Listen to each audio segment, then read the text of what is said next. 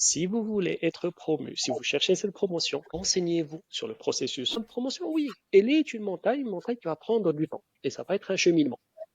Si tu ne sais pas où tu vas, ne t'étonne pas de ne pas y arriver. Quels sont tes trois tips pour détruire sa carrière? Ça, c'est vraiment la base. Je dis, ça, c'est le price to Mhm. play. Ça, c'est le prix pour jouer, pour faire partie de la compétition.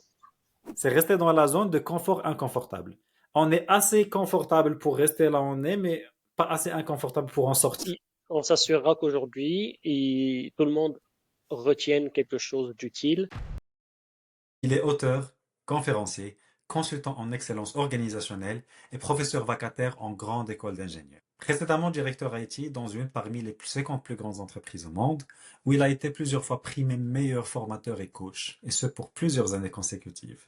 Il est reconnu comme le directeur qui fait grandir les talents. De son équipe émergent beaucoup de leaders. Et là, on parle de directeurs généraux, de vice-présidents et bien d'autres encore. Il est auteur de plusieurs livres lus dans plus de 60 pays, dont You Can Change the World, The Epic Manager, The Breakthrough Organization, The Client's Code. Il est ceinture noire, Six Sigma, formateur certifié Seven Habits of Highly Effective People, et ses habitudes de ceux qui réussissent tout ce qu'ils entreprennent. J'ai personnellement travaillé avec lui et bénéficié de ses conseils toujours pleins de bienveillance et très très justes. Qui de mieux pour être le premier invité de Provoque ta promotion? C'est mon plaisir d'accueillir Soufiane Araji. Soufiane, bienvenue encore une fois et merci d'avoir accepté mon invitation. C'est vraiment un plaisir de t'avoir. Tu sais, euh, depuis PNG Days, depuis les jours de PNG, ben, je garde un très très bon souvenir de toi, de nos interactions. Et je pense que vraiment t'avoir ici aujourd'hui est un blessing et quelque chose que Merci, Ayoub. moi, ça me fait plaisir d'avoir. Et puis, je suis certain que ça va vraiment bénéficier à tous ceux qui écoutent ce podcast. Merci, Ayoub. C'est un plaisir d'être avec toi. Merci pour ton invitation. Je suis très content d'être avec toi et avec tes chers auditeurs. C'est moi, c'est moi. Alors, avant même de commencer, il y a vraiment une remarque que je vois venir de loin. Vraiment, cette remarque, je la vois venir de loin. Tout ce qui est discuté aujourd'hui est valide de la même manière pour toutes les organisations ou est-ce qu'il y a des différences entre les multinationales, les ONG, le gouvernement? Est-ce que c'est possible pour tout le monde ou pas? C'est, la réponse est oui et non. Comme souvent, la réalité est beaucoup plus complexe, mais je dirais qu'en règle générale, dont on va discuter aujourd'hui est valable pour toutes les organisations avec des nuances. Certaines organisations sont prêtes, sont structurées, sont designées de façon à créer l'environnement propice à justement à maximiser le retour sur effort. Et dans d'autres organisations, il y a, je dirais, un peu plus de friction, plus de résistance, non pas au changement, et de résistance à l'initiative personnelle. Certaines personnes pourraient avoir peut-être un peu plus soit un peu plus de difficulté à appliquer ce dont on va parler, ou bien ils verront un retour, mais retour peut-être moindre. Donc, dans tous les cas, il faut avoir je dirais, cette intelligence organisationnelle, si on peut inventer ce terme, l'intelligence de comprendre dans quel environnement est-ce qu'on est, pour ensuite adapter ses actions, adapter voilà, ses actions selon ce qui va être euh, euh, justement utile ou pas. Très très bien. Donc, à tous ceux qui se disent aujourd'hui, ben non, moi même si je fais tout ce que je peux faire, ben non, ça va pas marcher pour moi. Ça va marcher pour toi. Il y a quelque chose, L'impact. on s'assurera qu'aujourd'hui, tout le monde retienne quelque chose d'utile. euh, et donc après, comme je dis, c'est vraiment le degré d'application qui va varier, mais on fera en sorte que tout le monde s'y retrouve. Parfait, ça me fait plaisir à entendre. Alors, tu sais très bien quand on parle de promotion, d'évolution de carrière, euh, on a l'impression que c'est vraiment un moment dans le temps. Alors que toi et moi, nous savons que c'est tout à fait le contraire. Ce n'est pas juste simplement non plus C'est le un résultat cheminement. passé dans une organisation. Ce n'est pas juste voilà de la seniority, de l'ancienneté ou d'un travail bien fait. Ce n'est pas non seulement non plus la personne qui a bien fait son travail euh, qui va nécessairement avoir la promotion. La réalité, c'est que c'est beaucoup plus complexe. Complexe que ça veut dire qu'il y a beaucoup plus d'éléments qui rentrent dans le En jeu. effet, Il en y a effet, en effet. Et En fait, cela devient un peu plus clair si on essaie de se projeter, non pas euh, dans la position de celui qui cherche la promotion, mais dans la position de celui qui va l'accorder. Dès qu'on fait ce switch, la logique dont on va parler va paraître beaucoup plus simple. Donc en fait, moi je demanderai à mes auditeurs, voilà, à nos auditeurs qui maintenant essaient justement de provoquer cette promotion, se dire attends, attends, attends. Si toi tu te retrouvais dans ton organisation à la place de la personne ou du comité qui prend la décision, quelles sont les personnes que tu choisirais? Sur quel facteur le ferais-tu? Et je vous dis, si vous ne savez pas, ben ça c'est le début ça c'est le début du cheminement. Avant de faire quoi que ce soit, comprenez, ayez encore une fois cette intelligence organisationnelle, renseignez-vous, posez des questions, demandez aux ressources humaines, demandez aux collègues, demandez aux boss directs, demandez à ceux qui ont été promus avant ou à ceux qui ne l'ont pas été. Et tout d'abord, comprenez dans quelle organisation vous êtes et quels sont les critères, quels sont les processus qui vont être suivis pour justement décider de cette promotion. Certaines organisations euh, publient, annoncent ces critères et ces processus, donc c'est tout à fait public, et dans d'autres, malheureusement, le processus est un peu plus opaque. D'accord. Et donc, je reviens à ta première question. Ceci sera plus facile pour certains, moins évident pour d'autres, mais dans tous les cas, allez chercher, allez se renseigner d'abord sur tout ce qu'on peut trouver sur ce fameux processus de décision et sur qui va prendre la décision. En fait, vous sera très utile pour être sûr que vous faites, justement, si vous faites des efforts additionnels, vous le faites dans le sens où ils seront où il y aura un plus grand retour sur investissement. Très très bien. Et D'accord? tu sais, je veux vraiment sauter sur la dernière phrase que tu as utilisée. Tu as dit, si vous faites des efforts additionnels. Ça veut dire que toi aujourd'hui, et ça je le sais, tu es quelqu'un qui prône la conscience dans la carrière. Et moi, je le vois dans tous mes coachings, dans mes formations, je vois que la conscience, ce n'est pas le fort des gens, ce n'est pas quelque chose qui est automatique. Voilà, qu'est-ce que tu peux nous en dire? Il y a bien sûr le dicton célèbre qui dit que si tu ne sais pas où tu vas, ne t'étonne pas de ne pas y arriver, n'est-ce pas? Et pour illustrer de façon beaucoup plus pratique, j'ai connu des collègues, des personnes, et même moi, pendant des années de ma jeunesse, ou au travail, euh, en fait, dès qu'il y a un projet, une mission à faire, et puis qu'on cherchait des volontaires, d'accord, je levais la main, je vais le faire, je vais le faire, je vais le faire. Et dans mon esprit, quelque part, juste parce que je vais travailler plus, ça va forcément me mener quelque part. Avec le recul, je dirais avec la sagesse de l'expérience, je vois que certains parmi ces choix, en fait, n'étaient pas du tout productifs. Dans le sens où, par exemple, imaginons que je veuille avancer, eh bien, que je prenne le premier pas vers la droite et le deuxième pas vers la gauche. D'accord? Et ensuite encore vers la droite, ensuite vers la gauche, je n'irai pas très loin. D'accord? Si ces fameux projets, différentes missions sur lesquelles je vais travailler, si elles ne suivent pas au moins un schéma directeur commun.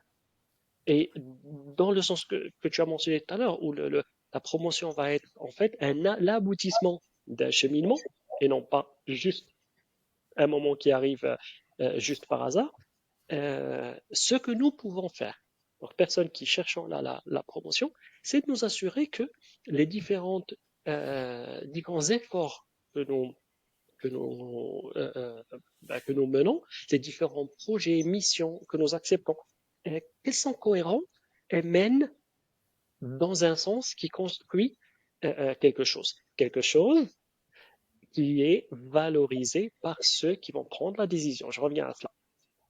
Très très bien. Et tout à l'heure, tu as mentionné quelque chose, j'espère que ça va être bien compris par nos auditeurs. Tu as dit que c'était pas nécessairement celui qui travaillait le plus qui allait avoir la promotion. Même dans des organisations méritocratiques ou qui sont bien faites, cette phrase reste valable.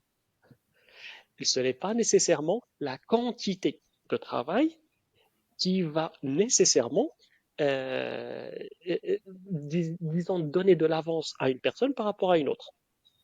Il faut voir, l'utilité de ce travail, et deuxièmement, quand on se remet encore une fois dans la peau, dans les souliers des personnes qui vont prendre la décision, qu'est-ce que vous voulez? Vous voulez en fait, en fait, c'est un bet, c'est un pari. Promouvoir quelqu'un, c'est prendre un risque organisationnel. Pourquoi? Parce qu'en fait, nous allons promouvoir quelqu'un qui, jusqu'à présent, a fait ses preuves au niveau où cette personne est, mais en fait, nous voulons que cette personne donne de bons résultats, non pas à ce niveau-là, mais au niveau supérieur. Et le niveau supérieur nécessite d'autres compétences, d'accord? Nécessite d'autres capacités. Et ce n'est pas évident. Donc, pour quelqu'un, donc, quand on voudra promouvoir la personne, il faudra non seulement qu'on voit que la personne a bien, euh, je dirais, délivré, ça c'est le minimum, ça c'est vraiment la base. Je dis ça c'est le price to Mhm. play, ça c'est le prix pour jouer, pour faire partie de la compétition. Il faut assurer, il faut avoir des résultats, mais ce n'est pas suffisant. Il faut également montrer des signes, donner des signes, des preuves que nous avons ce qu'il faut pour être capable de délivrer également avec les nouvelles compétences. Et Parfait. cela me ramène où? Me ramène à ce que je disais tout à l'heure. Si vous voulez être promu, si vous cherchez cette promotion, renseignez-vous sur le processus de sélection, de promotion. Renseignez-vous sur les compétences qui sont nécessaires à ce niveau supérieur. Donc, allez-y, demandez à des personnes qui y sont. Sur quoi vous êtes jugé? Vous qui avez été promu, d'accord, avant moi, vous qui avez été dans ce rôle pendant des années, sur quoi vous jugez? Qu'est-ce qu'on attend de vous? Et est-ce que vous pourriez me donner des conseils sur quelles sont les choses que je fais aujourd'hui qui en fait ne seront plus utiles au niveau supérieur et quelles sont les choses qui seront utiles au niveau supérieur sur lesquelles auxquelles je ne fais pas encore attention et que j'aurais tout intérêt à essayer de démontrer dans mon rôle actuel. Tu sais quoi? Cela, je pense, me mène à une question, je pense, très, très importante, et c'est la perception du succès professionnel. Et quand je dis la D'accord? perception du succès, je parle surtout de la perception du succès intra-entreprise. Parce qu'aujourd'hui, je pense que ça va aussi te rappeler des choses, parce que moi, ça me rappelle des choses. Ça me rappelle la frustration que tu ressens quand quelqu'un que toi, tu juges ne pas être capable a la promotion, mais que toi, tu l'as pas. Ou que tu vois devant toi une personne que toi, tu juges devrait avoir la promotion, mais qui ne l'a pas.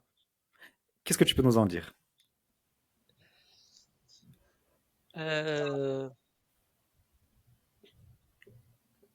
cette situation peut signaler un certain gap. Je reviens déjà pour renforcer ce que j'ai dit, comme ça pour que nos auditeurs gardent le fil.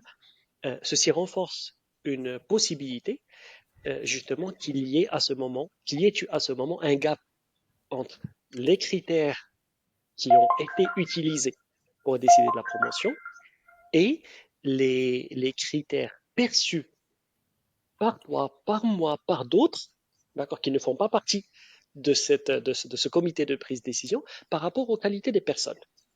Et effectivement, quand on est par exemple à un niveau plus bas, on va voir des personnes qui sont plus humaines, plus serviables, plus sympas, plus actives, d'accord? Et on va valoriser ces attributs parce que pour nous, par exemple, quand on est au premier niveau de la hiérarchie, quand on commence, quand on est jeune, c'est ça qu'on cherche. On cherche quelqu'un qui va nous aider à comprendre, quelqu'un qui va nous aider à nous en sortir, et quelque part, notre prisme, d'accord, va nous faire valoriser certaines personnes différemment de d'autres selon nos critères, les critères qui sont importants pour nous. Maintenant, quand tu es au niveau supérieur, donc la personne qui va décider de la promotion, elle va chercher d'autres critères. Peut-être qu'au contraire, elle cherche quelqu'un qui est decisive, quelqu'un qui est capable de prendre une décision sans qu'il y ait de l'émotion, ou quelqu'un qui est capable d'être empathique, mais sans conflit d'intérêt. Quelqu'un qui, oui, même s'il investit dans l'humain, est capable, le jour où il y a besoin de prendre des décisions dures, décisions difficiles, peut-être une séparation, quelqu'un qui aura la capacité de le prendre. Et peut-être, ce ne sont pas les mêmes personnes que nous valorisons, d'accord, quand nous rencontrons. C'est pas, peut-être pas nécessairement les plus sympas. C'est peut-être ceux qui, qui arrivent à faire que le travail soit fait, whatever it takes, d'accord, quel que soit ce que cela demande. Encore une, comme j'ai dit tout à l'heure, ça peut être des critères différents, ça peut créer un décalage entre les deux perceptions. Maintenant, tout n'est pas rose. Il est effectivement, des fois, c'est le cas. Nous voyons malheureusement des situations, j'espère rares dans vos organisations, mais elles existent, où euh, le, le- des personnes ont été promues sur la base d'un show et pas nécessairement sur la base d'un content. D'accord? Yes. Donc, ils ont très bien fait leur homework, ils ont très bien fait leur recherche pour savoir qui va décider, sur quelle base, quand, comment, qui influence le decision maker. D'accord? Et ils vont s'assurer d'être présents, de faire un bon marketing, d'accord, de faire un bon show, comme j'ai dit, d'accord, qui va donner l'impression à ceux qui regardent que ce show reflète la compétence. Nous voyons également des situations, malheureusement, où on voit des personnes qui s'approprient le travail d'autres. Et donc, Mhm. si cette appropriation, je dirais, et si ce vol est mené à bien, eh ben, au niveau de la hiérarchie, ben, c'est celui qui a présenté, c'est celui qui a dit GGG, qui va être crédité de ce résultat. Et ça pourrait effectivement mener à des situations qui ne sont pas saines. Mais D'accord? tu sais, La bonne chose, c'est que mhm. dans la quasi-totalité, et j'ai plus de 27 ans d'expérience, dans la quasi-totalité des cas où euh, que j'ai vu personnellement, euh, où des situations pareilles, malheureuses, sont effectivement arrivées, la personne en fait, ne dure pas dans le nouveau rôle, dans la nouvelle promotion, parce que rapidement, il apparaît que ben non, la personne a besoin de plein d'autres personnes pour aller faire le travail. Euh, mais quand c'est vraiment un gap de perception, la personne fait le boulot et au bout de quelques mois ou voire de quelques années, j'arrive à reprendre, à, à retrouver, je dirais, ce respect par rapport à cette personne qui a été promue et je comprends des situations qu'elle a gérées par la suite à bien. Euh, je comprends que le management a fait la bonne décision. Très très bien. Et tu sais, ça me renvoie personnellement à une partie de ma vie, et ça c'est la première fois que je le dis. Dans une de mes premières expériences, donc c'était une assez grande équipe, et il se trouve que j'ai fait beaucoup de travail qui a été par la suite crédité à une autre Oublié. personne dans son actif à elle. Et tout le travail que moi j'ai fait en période de crise où j'ai vraiment sauvé la situation à plusieurs reprises, où je suis resté super tard pendant des mois et des mois et des mois, ben, on a oublié ça. Et un jour, ben, on s'est, Ils t'ont perdu, on a n'est-ce donné, pas? voilà, tout le crédit à une autre personne. Sur le coup, je ne te mens pas. J'ai reçu une frustration, mais incroyable. Et pire encore, je n'étais pas le seul parce qu'il y avait à côté de moi des personnes qui voyaient ce qui se passait. Donc, directement, il y a tout le monde qui s'est retourné vers moi le moment où tout le travail a été donné à l'autre personne pour me dire Annoncé, ouais, qu'est-ce qui se passe. Et ça a renforcé ce sentiment de hate à l'intérieur de moi, cette frustration. d'injustice. Exactement Il n'y a pas l'injustice. pire, il n'y a pas pire que Yeah. l'injustice. Mais tu sais quoi? Et là, c'est là où j'en viens. Je me suis rendu compte, malheureusement quelques années plus tard, que le sentiment était réel. Il était basé sur des faits, mais que ça ne me servait pas. Parce que ce que je ratais, c'était l'occasion de voir ce que faisait l'autre personne de bien. Ce côté marketing Waouh, dont tu as parlé tout à l'heure. Non seulement elle ne faisait pas un travail, on va dire, la personne ne faisait pas un travail excellent, mais elle se marketait très bien auprès des personnes clés. Et je pense que c'est ça ce qui a fait que la personne a reçu on va dire, ce crédit et non pas moi. ouais. Euh, euh, euh, à un moment de ma carrière, j'ai découvert quelque chose que je ne soupçonnais absolument pas avant dans tout ce qui était domaine je dirais de crédit. d'accord, de donner du crédit, remercier. Euh, En fait, des fois, en tant que chef d'équipe, j'avais ce dilemme. D'accord. Est-ce que si je dis par exemple, maintenant je mets à la place du supérieur, d'accord? Et des fois cette espèce d'appropriation se fait entre collègues ou membres de l'équipe. Des fois, elle se fait même entre niveaux hiérarchiques, d'accord? Ça, on le retrouve facilement dans le milieu universitaire où la personne dans le Hmm. laboratoire fait tout le travail, mais c'est le chef du laboratoire qui va mettre son nom en premier. Même, on retrouve et donc, le dilemme était, est-ce que je remercie l'équipe? Par exemple, j'ai décidé du projet, je l'ai lancé, je me suis battu pour, mais après, bien sûr, je l'ai donné à quelqu'un de l'équipe qui l'a réalisé. Et la personne, pareil, elle s'est défiée, elle l'a fait, elle l'a réalisé. Est-ce que derrière, je donne le crédit à la personne? Ou bien, en donnant ce crédit-là, est-ce que par rapport à ma hiérarchie, je passe le message que non, je suis inutile puisque c'est l'autre qui l'a fait?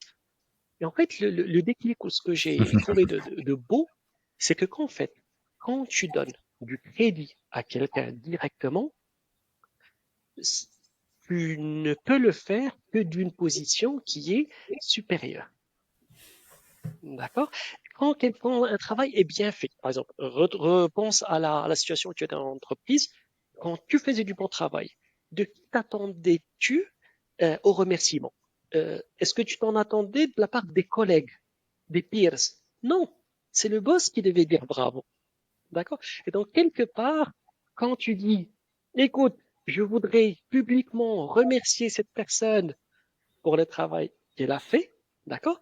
Donc, cela ne t'enlève rien à toi, d'accord? Au contraire. Donc, humainement, ça ajoute, mais même d'un point de vue perception de tout l'entourage du travail, eh ben, en fait, il y a une duplication du crédit sans qu'il y ait nécessairement, ça c'est pas un ou, c'est un et, Yeah. Et d'accord? tu sais, Et c'est mais c'était une réalisation, ça paraît maintenant simple et futile, mais sincèrement, ça a été un déclic. Et depuis, dès que j'ai envie vraiment de remercier quelqu'un, de le mettre en avant, allez, vas-y. D'accord, il n'y a vraiment aucun frein. Au contraire, je sais que c'est quelque chose qui va être positif et positif pour tous. yes. Et tu sais, ça, Donc, c'est, maintenant, le crédit entre collègues, ça, c'est autre chose. On parlera yeah. peut-être plus tard. Non, non, ça n'a, en fait, c'est complètement différent. Et là, tu me renvoies vers toutes les sessions où je fais des formations avec les leaders ou avec les managers et où je leur dis que votre rôle, c'est de devenir le plus inutile possible. Pour eux, c'est Mhm. qu'est-ce que tu racontes? Mais moi, je dois prouver ma place. Ton rôle n'est pas de faire le travail. Ton rôle, c'est de diriger le travail. C'est ça ton rôle. C'est ça les critères. Et ça, c'est un message à tous les leaders out there. Faites attention à l'objectif que vous vous mettez vous-même. Ce n'est peut-être pas le même objectif qu'à votre hiérarchie. Et c'est ce qui va vous offrir l'opportunité d'avancer dans votre carrière, ou plutôt d'être quelqu'un qui bloque, d'être perçu comme quelqu'un qui bloque les autres dans leur évolution de carrière et qui ne va pas vraiment vous être utile à vous-même dans votre évolution voilà, à vous. Et ce que tu soulignes, Ayoub, c'est pour revenir, on reviendra par rapport à la promotion. Ce que tu soulignes, c'est effectivement le fait qu'il soit surpris par ce que tu leur as Yeah. dit. C'est qu'en fait, euh, c'est quelque chose, c'est un phénomène qu'on retrouve fréquemment après les promotions. C'est que les personnes qui sont promues ne réalisent pas que même si elles ont été promues pour les compétences qu'elles ont démontrées, ce qui est attendu d'elles, ce sont de nouvelles. Yeah. Et il faut savoir évoluer d'un point de vue comment on se positionne, quel est notre rôle, etc. Donc effectivement, si quelqu'un par exemple a été super hardworking, faisait donc, délivrer énormément de projets, aller dans les détails, s'assurer que les missions étaient menées à bien, planifiées, etc. Et que cette personne délivre tellement des résultats tellement fantastiques que par la suite cette personne est promue, des fois a un rôle justement de leadership où elle doit grandir des gens, elle doit développer des personnes qui, eux, seraient donc d'excellents chefs de projet. Ben, en fait, ce réflexe de chef de projet, de rentrer dans le détail, etc., en fait, on n'arrive pas à dissocier. D'accord, le fait que c'était une compétence potentiellement passée. Tout le monde, à tous les niveaux, a besoin de délivrer, c'est juste la manière et l'implication personnelle dans les détails va différer. Et c'est là où des fois on va retrouver des managers qui sont tout à fait, donc ils pensent bien faire, mais qui vont faire en fait du micromanaging, d'accord, du micromanagement qui est absolument détesté par les équipes, qui en fait détruit des gens au lieu de les grandir. Et donc cela nous ramène au point de si vous cherchez une promotion, assurez-vous que vous délivrez ce qui est attendu de vous. C'est la base. D'accord? Donc, du marketing ou du show, ça ne mènera pas très loin. Au contraire, ça Yeah. peut être un destructeur de carrière. Donc, assurez-vous que d'abord, vous remplissez, faites le taf, vous remplissez le travail et la mission qui vous est demandée avec excellence. Donc, ça, c'est le premier. Deuxièmement, je dirais, assurez-vous que vous sortez du lot. Parce que juste, par exemple, le fait de remplir les attentes, d'atteindre les attentes, si tout le monde fait cela, pourquoi est-ce que vous allez vous distinguer par rapport à quelqu'un d'autre? Donc, non seulement, donc, je dirais, remplissez les attentes de vos supérieurs, mais en plus, demandez-vous toujours quel est, quel est un petit plus, quel est un phénomène, un aspect de surprise positive, bien sûr, que je peux ramener, soit dans le quoi ou dans le comment. D'accord. Tu sais Soit on me quoi? demande A, je délivre A+, ou on me demande de le faire en 6 mois, je délivre en 5 mois, ou on me demande de le délivrer de la façon traditionnelle. Et puis non, une, j'applique un peu de créativité pour le faire d'une façon plus productive, plus pérenne, mieux documentée. D'accord? Donc, faites un Donc, quand on vous demande des résultats, délivrez-les. Délivrez un petit plus qui vous permettra de vous distinguer. Renseignez-vous sur les compétences qui sont attendues au niveau supérieur et réfléchissez comment vous pouvez les inscrire dans votre travail additionnel sans que ce soit nécessairement de l'effort additionnel. C'est juste la conscience additionnelle. Ce que tu me disais tout à l'heure, Ayoub, que moi j'aime bien penser à la carrière, à planifier, et à penser moyen terme et long terme. C'est exactement cela. Ça veut dire, avant de commencer mon travail, qu'est-ce que je veux en ressortir? Est-ce que je veux juste faire ce qu'on m'a demandé ou bien est-ce que je veux avoir un élément de surprise? La réponse est oui. Mais du coup, laquelle? Et s'il y a plusieurs possibilités, laquelle serait la mieux valorisée tout en me demandant le minimum d'efforts additionnels, d'accord, incrémental. Le, et quelles compétences est-ce qu'il est attendu, est-ce qu'il serait attendu de moi au niveau supérieur et est-ce que j'ai la possibilité dans mon rôle actuel de les démontrer même si c'est à une toute petite échelle. Exemple. Si par exemple le rôle, le rôle que vous voulez avoir, la promotion que vous voulez avoir, est une promotion à un rôle où vous commencez à avoir des personnes qui vous reportent, ça veut dire votre organisation, soudain vous allez être le chef de quelqu'un après avoir été un contributeur individuel. Si c'est par exemple cette promotion-là, eh bien, il sera attendu de vous des compétences de développement organisationnel. Et par exemple, et donc dans votre rôle actuel, est-ce qu'il est possible que vous délivriez des mini-formations? Est-ce qu'il y a quelque chose que vous faites bien maintenant qui pourrait profiter aux autres? Et si c'est le cas, est-ce que vous pourriez organiser, offrir, préparer une petite formation pour vos collègues sur ces aspects où vous excellez et dont eux pourraient profiter? Qu'est-ce que cela montre? Cela montrerait que non seulement vous délivrez les résultats, mais que aussi vous avez la compétence de dire, ah, de quoi est-ce que les autres ont besoin? Comment est-ce que je peux les grandir à mon niveau, à mon échelle? D'accord? Et je cite ici un tout petit exemple, comme ça c'est parlant, et où ça montre, c'est pas nécessairement qu'on peut montrer, on peut répondre à ces différentes, on peut démontrer de ces compétences attendues avec un petit effort additionnel. Et tu sais, je jump sur ce que tu viens de dire là pour montrer ça. Alors ça, c'est ton livre. Et ça, Oui. c'est l'un des trois livres que toi, tu as écrit, You Can Change the World. Et toute l'idée, enfin, je ne veux pas en parler. Est-ce que tu peux nous faire le bridge, le lien entre ce que tu viens de dire et puis le livre? Et comment est-ce Euh, que, voilà, les gens peuvent en oui, bénéficier vraiment de manière tout à fait pratique? très bien.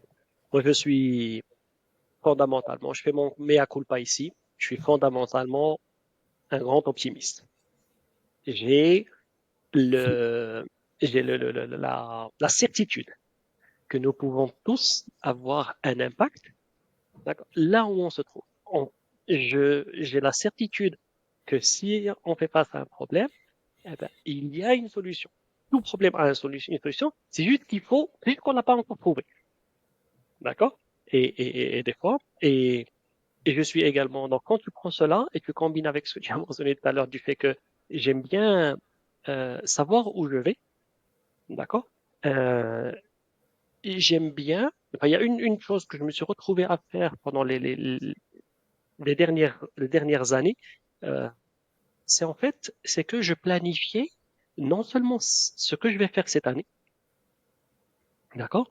Et donc, quand je planifie les résultats de cette année, donc 12 mois à l'avance, euh, en fait, j'écris.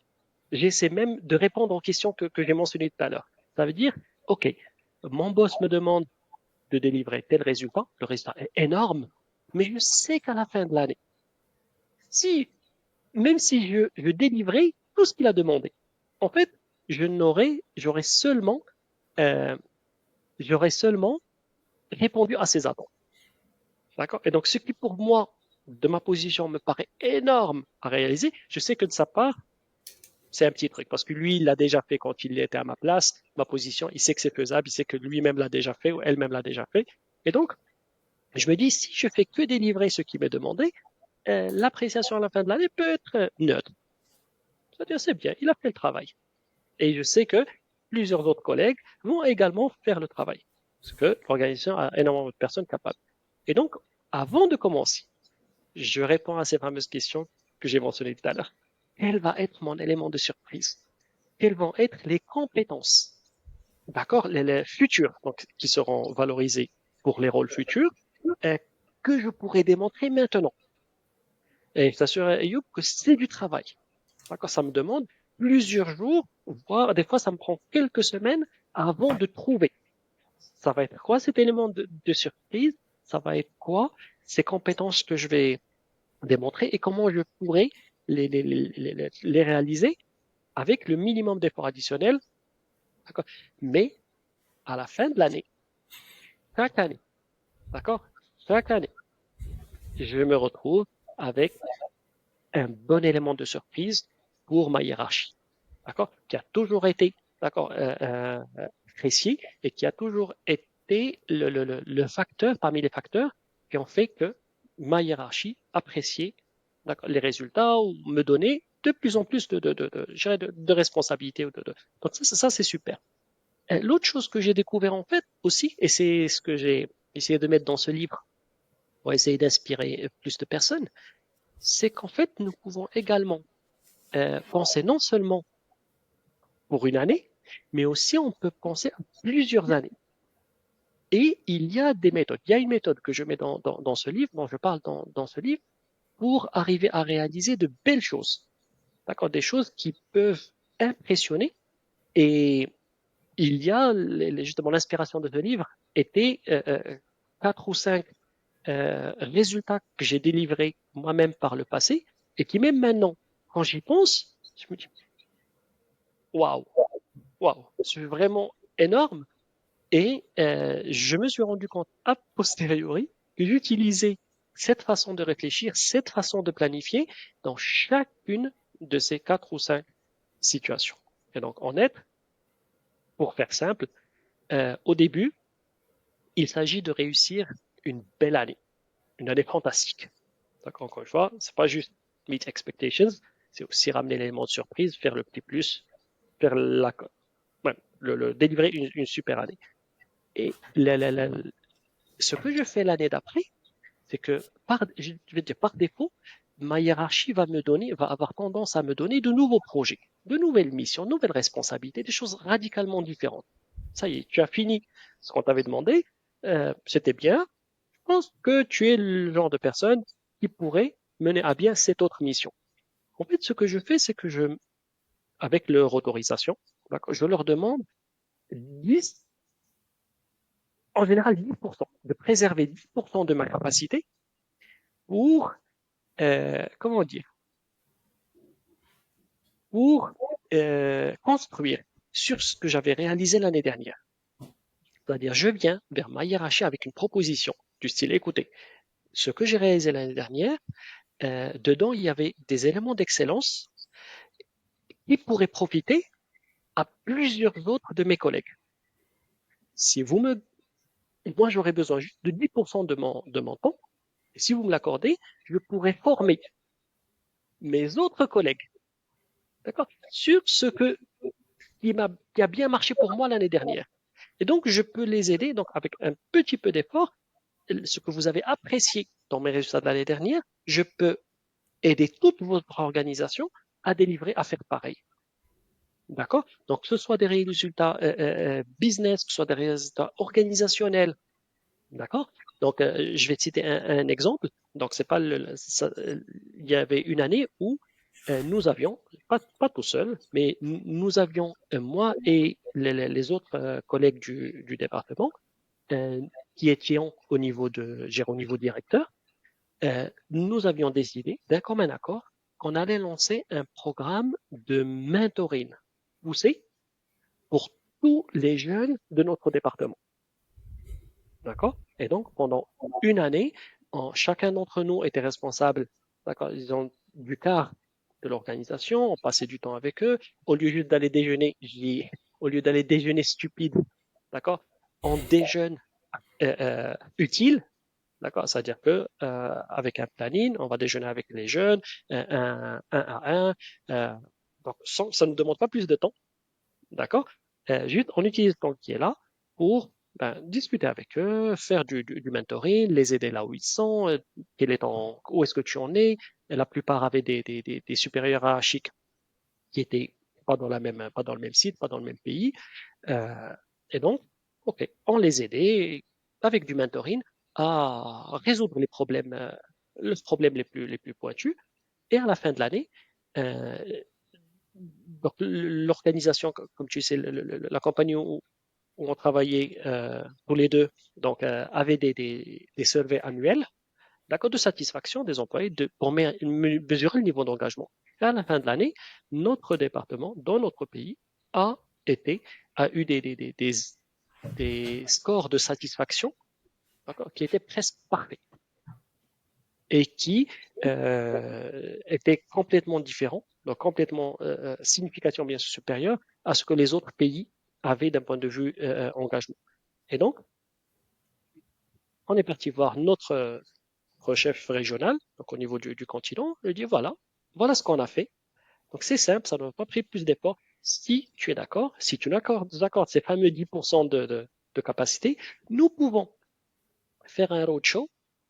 D'accord, nous pouvons montrer à tous les autres directeurs au niveau de tous les autres pays de ta région, ton continent, comment faire, d'accord, et on peut les former, on peut les aider même à démarrer, on peut leur redonner les outils de tracking qu'on avait, etc. Et donc, pour eux, ça va être beaucoup plus simple à démarrer et on peut même te donner à toi, le supérieur, un suivi et un avancement. Et bien sûr, la réponse est directement oui, avec grand plaisir. Et donc, ce qui fait que l'année d'après, donc, sachant que on était passé à travailler sur de nouveaux projets, d'accord, cette capacité protégée de 10% nous a permis de délivrer des résultats encore plus grands, d'avoir un impact sur l'organisation qui était 10 fois plus grand que ce que nous avions fait l'année dernière. Donc, quelque part dans You Can Change the World, donc le livre que tu as montré tout à l'heure, donc je montre je décris un peu cette méthode en 3 itérations qui va nous permettre d'une façon exceptionnelle de délivrer du fantastique et ensuite, en deuxième itération, de délivrer 10 fois plus grand. Et en fait, avec la même logique, quand celle-ci est réussie, on va également designer, on va concevoir euh, une autre itération qui va être encore une fois 10 fois plus grand Et c'est quelque part, c'est comme ça qu'on peut avoir un impact Mais sur le monde. le livre, vraiment, j'invite tout le monde à le lire parce que c'est un easy read. Ça se lit très très rapidement, ça se lit très simplement, et puis c'est fun dans sa manière de lire. Mais les idées qu'il y a derrière, qui ont vraiment motivé ce livre, ben, je pense qu'elles pourraient vraiment servir à tout le monde. Et là, je ne parle pas nécessairement des personnes qui cherchent, on va dire, les carriéristes. Ben, c'est vraiment tout le monde qui peut en bénéficier parce que Ouais, c'est vraiment de petites choses qu'on ajoute à notre quotidien ou ouais. de petites modifications sans même rien ajouter réellement de big Il y a des dans lecteurs, notre il y quotidien. a des lecteurs qui m'ont contacté après pour me dire, je l'ai appliqué au milieu social.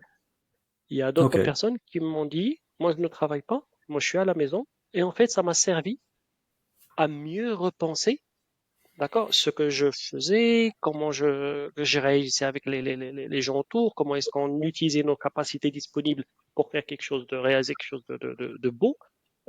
Donc oui, le livre ou la méthode s'adresse en fait effectivement à tout un chacun qui a envie de laisser sa marque et de réaliser quelque chose de beau.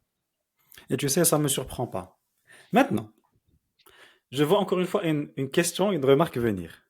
Ok, Sofiane, toi, tu as été dans l'une des plus grandes multinationales du monde et tu as été à la fois directeur IT, le moment où moi je t'ai connu, directeur IT régional et puis directeur RH part-time dans la même Oui. organisation et tu avais aussi d'autres rôles niveau continent et pas seulement le continent, voilà, le continent africain, mais tu avais aussi des rôles au niveau de l'Asie et au niveau de l'Europe.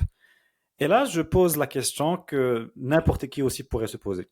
Quel est le coût sur ta vie personnelle? Quel est le coût? Est-ce que en faisant ça, tu ne finis pas par tomber dans le workaholism et tu finis par vraiment ne plus avoir d'équilibre vie perso-pro? Et est-ce que quelqu'un qui n'est pas dans la catégorie carriériste peut tout de même apporter des choses et puis go above and beyond sans pour autant vraiment en payer les frais? Le, J'admets qu'il y a, que si on ne fait pas attention, que si ce n'est pas planifié, c'est ce qui va se passer. Quand on voudra délivrer plus, le réflexe naturel, c'est de passer plus de temps à le faire. Et donc, effectivement, cette possibilité réelle de ben, que ça vienne, que ça soit emprunté là où normalement ça devrait pas. D'accord? Donc, Mhm. je l'admets. Maintenant, si on est dans la logique de planification, si on est dans la logique de, OK, qu'est-ce que je vais faire cette année et que je planifie à l'avance, il suffit de rajouter ce point comme comme une contrainte additionnelle. D'accord? Mhm. Comment est-ce que je pourrais délivrer des résultats avec un élément de surprise, avec des compétences démontrées de ce qui est attendu, sans pour autant que cela demande plus d'efforts que si je ne faisais que délivrer la base. D'accord? Et encore une fois, ça demandera plus d'efforts de réflexion, d'accord? Mais la solution existe. Donc, des fois, en se posant cette question, on va découvrir des talents qu'on ne soupçonnait pas. Il y a des personnes dans notre équipe, peut-être qu'on sous-utilisait ou qui sont peut-être utilisées au maximum, mais qui pourraient être développées, Mhm. grandies. On pourrait leur apprendre de nouvelles choses de façon à pouvoir déléguer, de façon à ce que eux grandissent et nous aussi. D'accord? Donc, je dirais que à partir du moment où on ne se pose pas la question à l'avance, ça va arriver. D'accord? Si on ne se pose pas la question à l'avance, si on n'en est pas conscient que c'est un risque, ça va arriver. D'accord? Et le burn-out peut arriver également. D'accord? Donc, et c'est pour ça que, par contre, si on planifie proprement, il y a toujours une façon. Et ça, c'est des astuces que je partage aussi dans le livre suivant, dans le deuxième livre, des Epic Manager. En fait, au moment où, par exemple, on prend une mission nouvelle, nous avons, je dirais, moi j'appelle ça les 5 minutes de grâce. Nous avons, donc, quand notre supérieur nous donne la mission d'après, nous avons 5 minutes pendant cette discussion, une fois qu'il nous a donner, par exemple, la mission et expliquer ce qu'il attendait de nous, nous avons 5 minutes où nous pouvons poser des questions, nous pouvons demander de l'aide, nous pouvons demander des ressources, nous pouvons demander quelles sont les limites, nous pouvons demander qu'est-ce qui est in scope ou out of scope. On peut demander poser des questions de clarification. Et pareil, quand mon boss vient avec un nouveau projet, si j'ai la pression, si je me pose une pression, d'accord, qui des fois n'existe pas, je me pose la pression que, à partir du moment qu'il me l'a demandé à moi, ça doit être absolument à moi de le faire de mes mains, d'accord? Alors c'est une tâche additionnelle, c'est un burden additionnel, c'est un poids additionnel. Si par contre, j'ai l'intelligence que dire non, non, mon supérieur veut que ce soit fait, franchement, ça ne l'intéresse pas que ce soit fait par telle personne ou 50 personnes, cette personne. D'accord? Donc là, et, et ce qu'il appréciera, ce que j'arrive à ce que ce soit fait.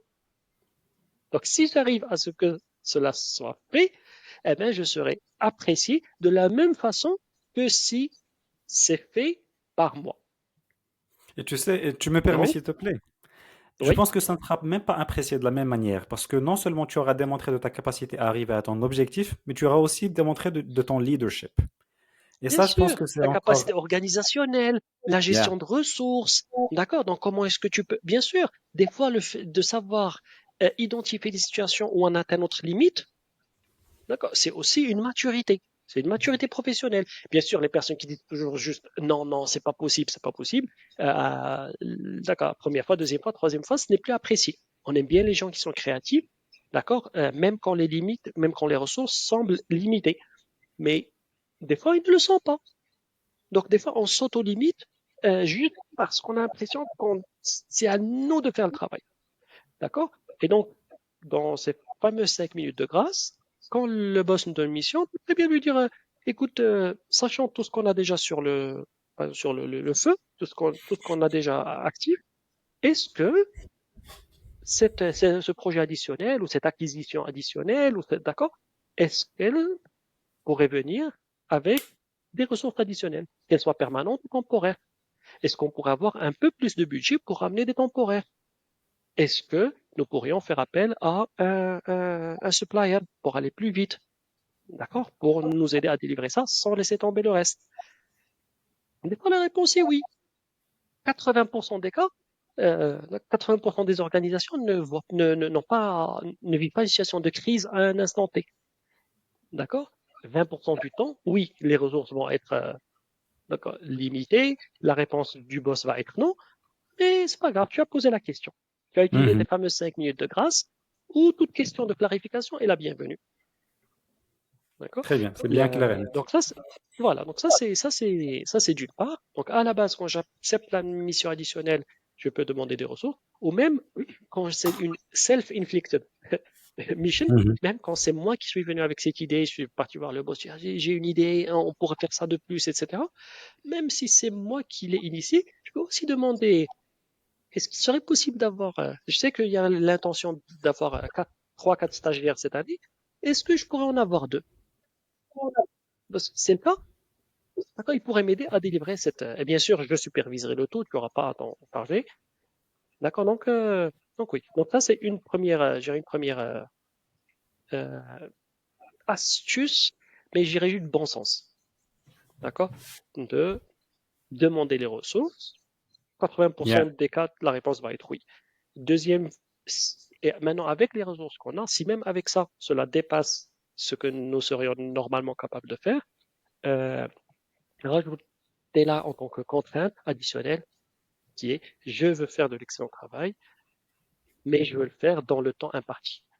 Mhm. Et ça sera Ayoub que à chaque fois, à chaque fois que j'ai fait cet exercice ou que j'ai coaché quelqu'un pour faire cet exercice, à partir du moment où la personne elle considère que le temps n'est pas extensible, il Mhm. trouve une solution. Je t'assure qu'il trouve une solution. Et la plupart du temps, c'est quoi? C'est oui, c'est vrai. En fait, on a certaines tâches qui n'est pas vraiment utile. Mais quand on continue de faire, peut-être qu'on peut soit on peut le dropper. On a un certain projet, On sait qu'on le fait juste pour faire plaisir à quelqu'un, d'accord, mais bon, c'est pas vraiment utile. Donc, quand la personne sait que le temps n'est pas extensible, elle commence à savoir, à trouver des solutions et on a ce qu'on appelle le tail. Donc, il y a la queue tu as tous tes projets que tu as à faire, tout ce qu'il y a à faire. Il y a les critiques, c'est hyper important, les importants, les moyens et toujours, d'accord, des petits projets, des pet projects, d'accord, qui traînent ici et là et puis qui bouffent de la capacité. Et puis, c'est quand on arrive à ces moments où il faut un choix, si on veut inclure un livrable additionnel, d'accord, sans, euh, sans étendre le temps, sans aller, Mhm. sans aller prendre là où, en fait, du temps qui ne nous appartient pas, eh ben, les gens trouvent des solutions. Et il devient très facile, soit d'éliminer des projets, soit juste de les postponer, juste de les reporter. D'accord? Dans un mois ou dans 3 mois ou à l'année prochaine. Ou alors, on change la fréquence. Des fois, on avait des tâches qui se faisaient tous les jours. Après, on commence, OK, est-ce qu'on pourrait les faire une fois par semaine au lieu d'une fois par jour? Mhm. D'accord? Et on commence à trouver des solutions. Est-ce qu'on pourrait la déléguer? Est-ce qu'on pourrait la outsourcer? Est-ce qu'on pourrait... Et tu sais, là, Mais nous oui, renvoies mais vers tu as raison. la matrix d'Eisenhower. Et la matrice d'Eisenhower, et ça, je pense que c'est très, très important.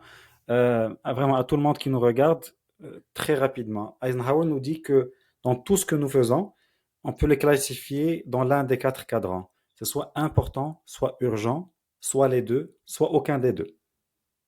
Donc, à chaque fois que vraiment on sent qu'on manque de temps, qu'on va vers le burn-out, qu'on sent que voilà, on est sous pression, ben, il est toujours très très utile de revenir vers la matrice d'Eisenhower qui va te permettre de te positionner et puis de dire ok, qu'est-ce que je fais dans ma journée, qu'est-ce que je fais dans mes projets, et puis qu'est-ce que je peux soit éliminer, soit déléguer, soit enlever de mon quotidien, et qu'est-ce que je dois réellement travailler. Je ne vais pas rentrer dans le détail d'Eisenhower pour l'instant, là Non, non, on maintenant. y reste. On y reste parce que dès que tu touches promotion, tu touches carrière.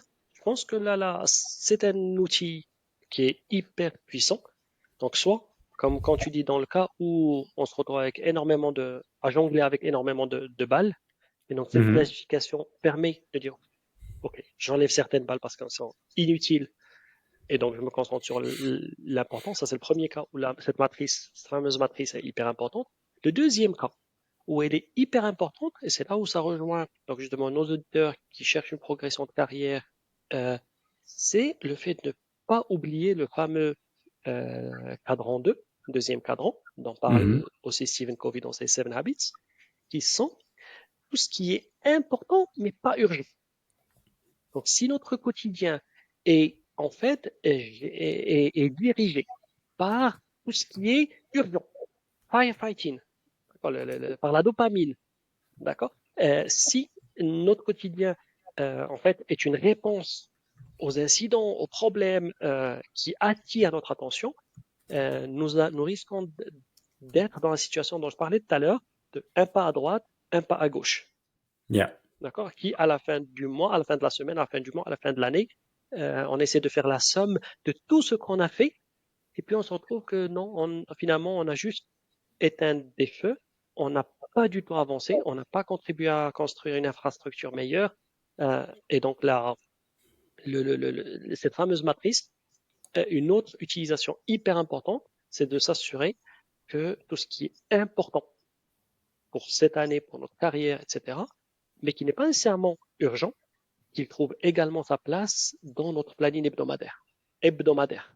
Chaque semaine, il est critique que chacun d'entre nous, chaque semaine, avance sur quelque chose d'important.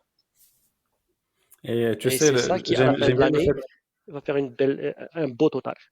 Yeah. Et j'aime bien le fait que tu parles d'une semaine parce que toutes les études montrent que la meilleure manière de s'organiser, c'est de se planifier par semaine. Tout simplement, ce n'est pas trop long et ce n'est pas trop court. Ce n'est pas la journée, 2 jours, 3 jours, et ce n'est pas non plus le mois. Donc, on arrive vraiment à organiser à nous Ouais. organiser dans le temps.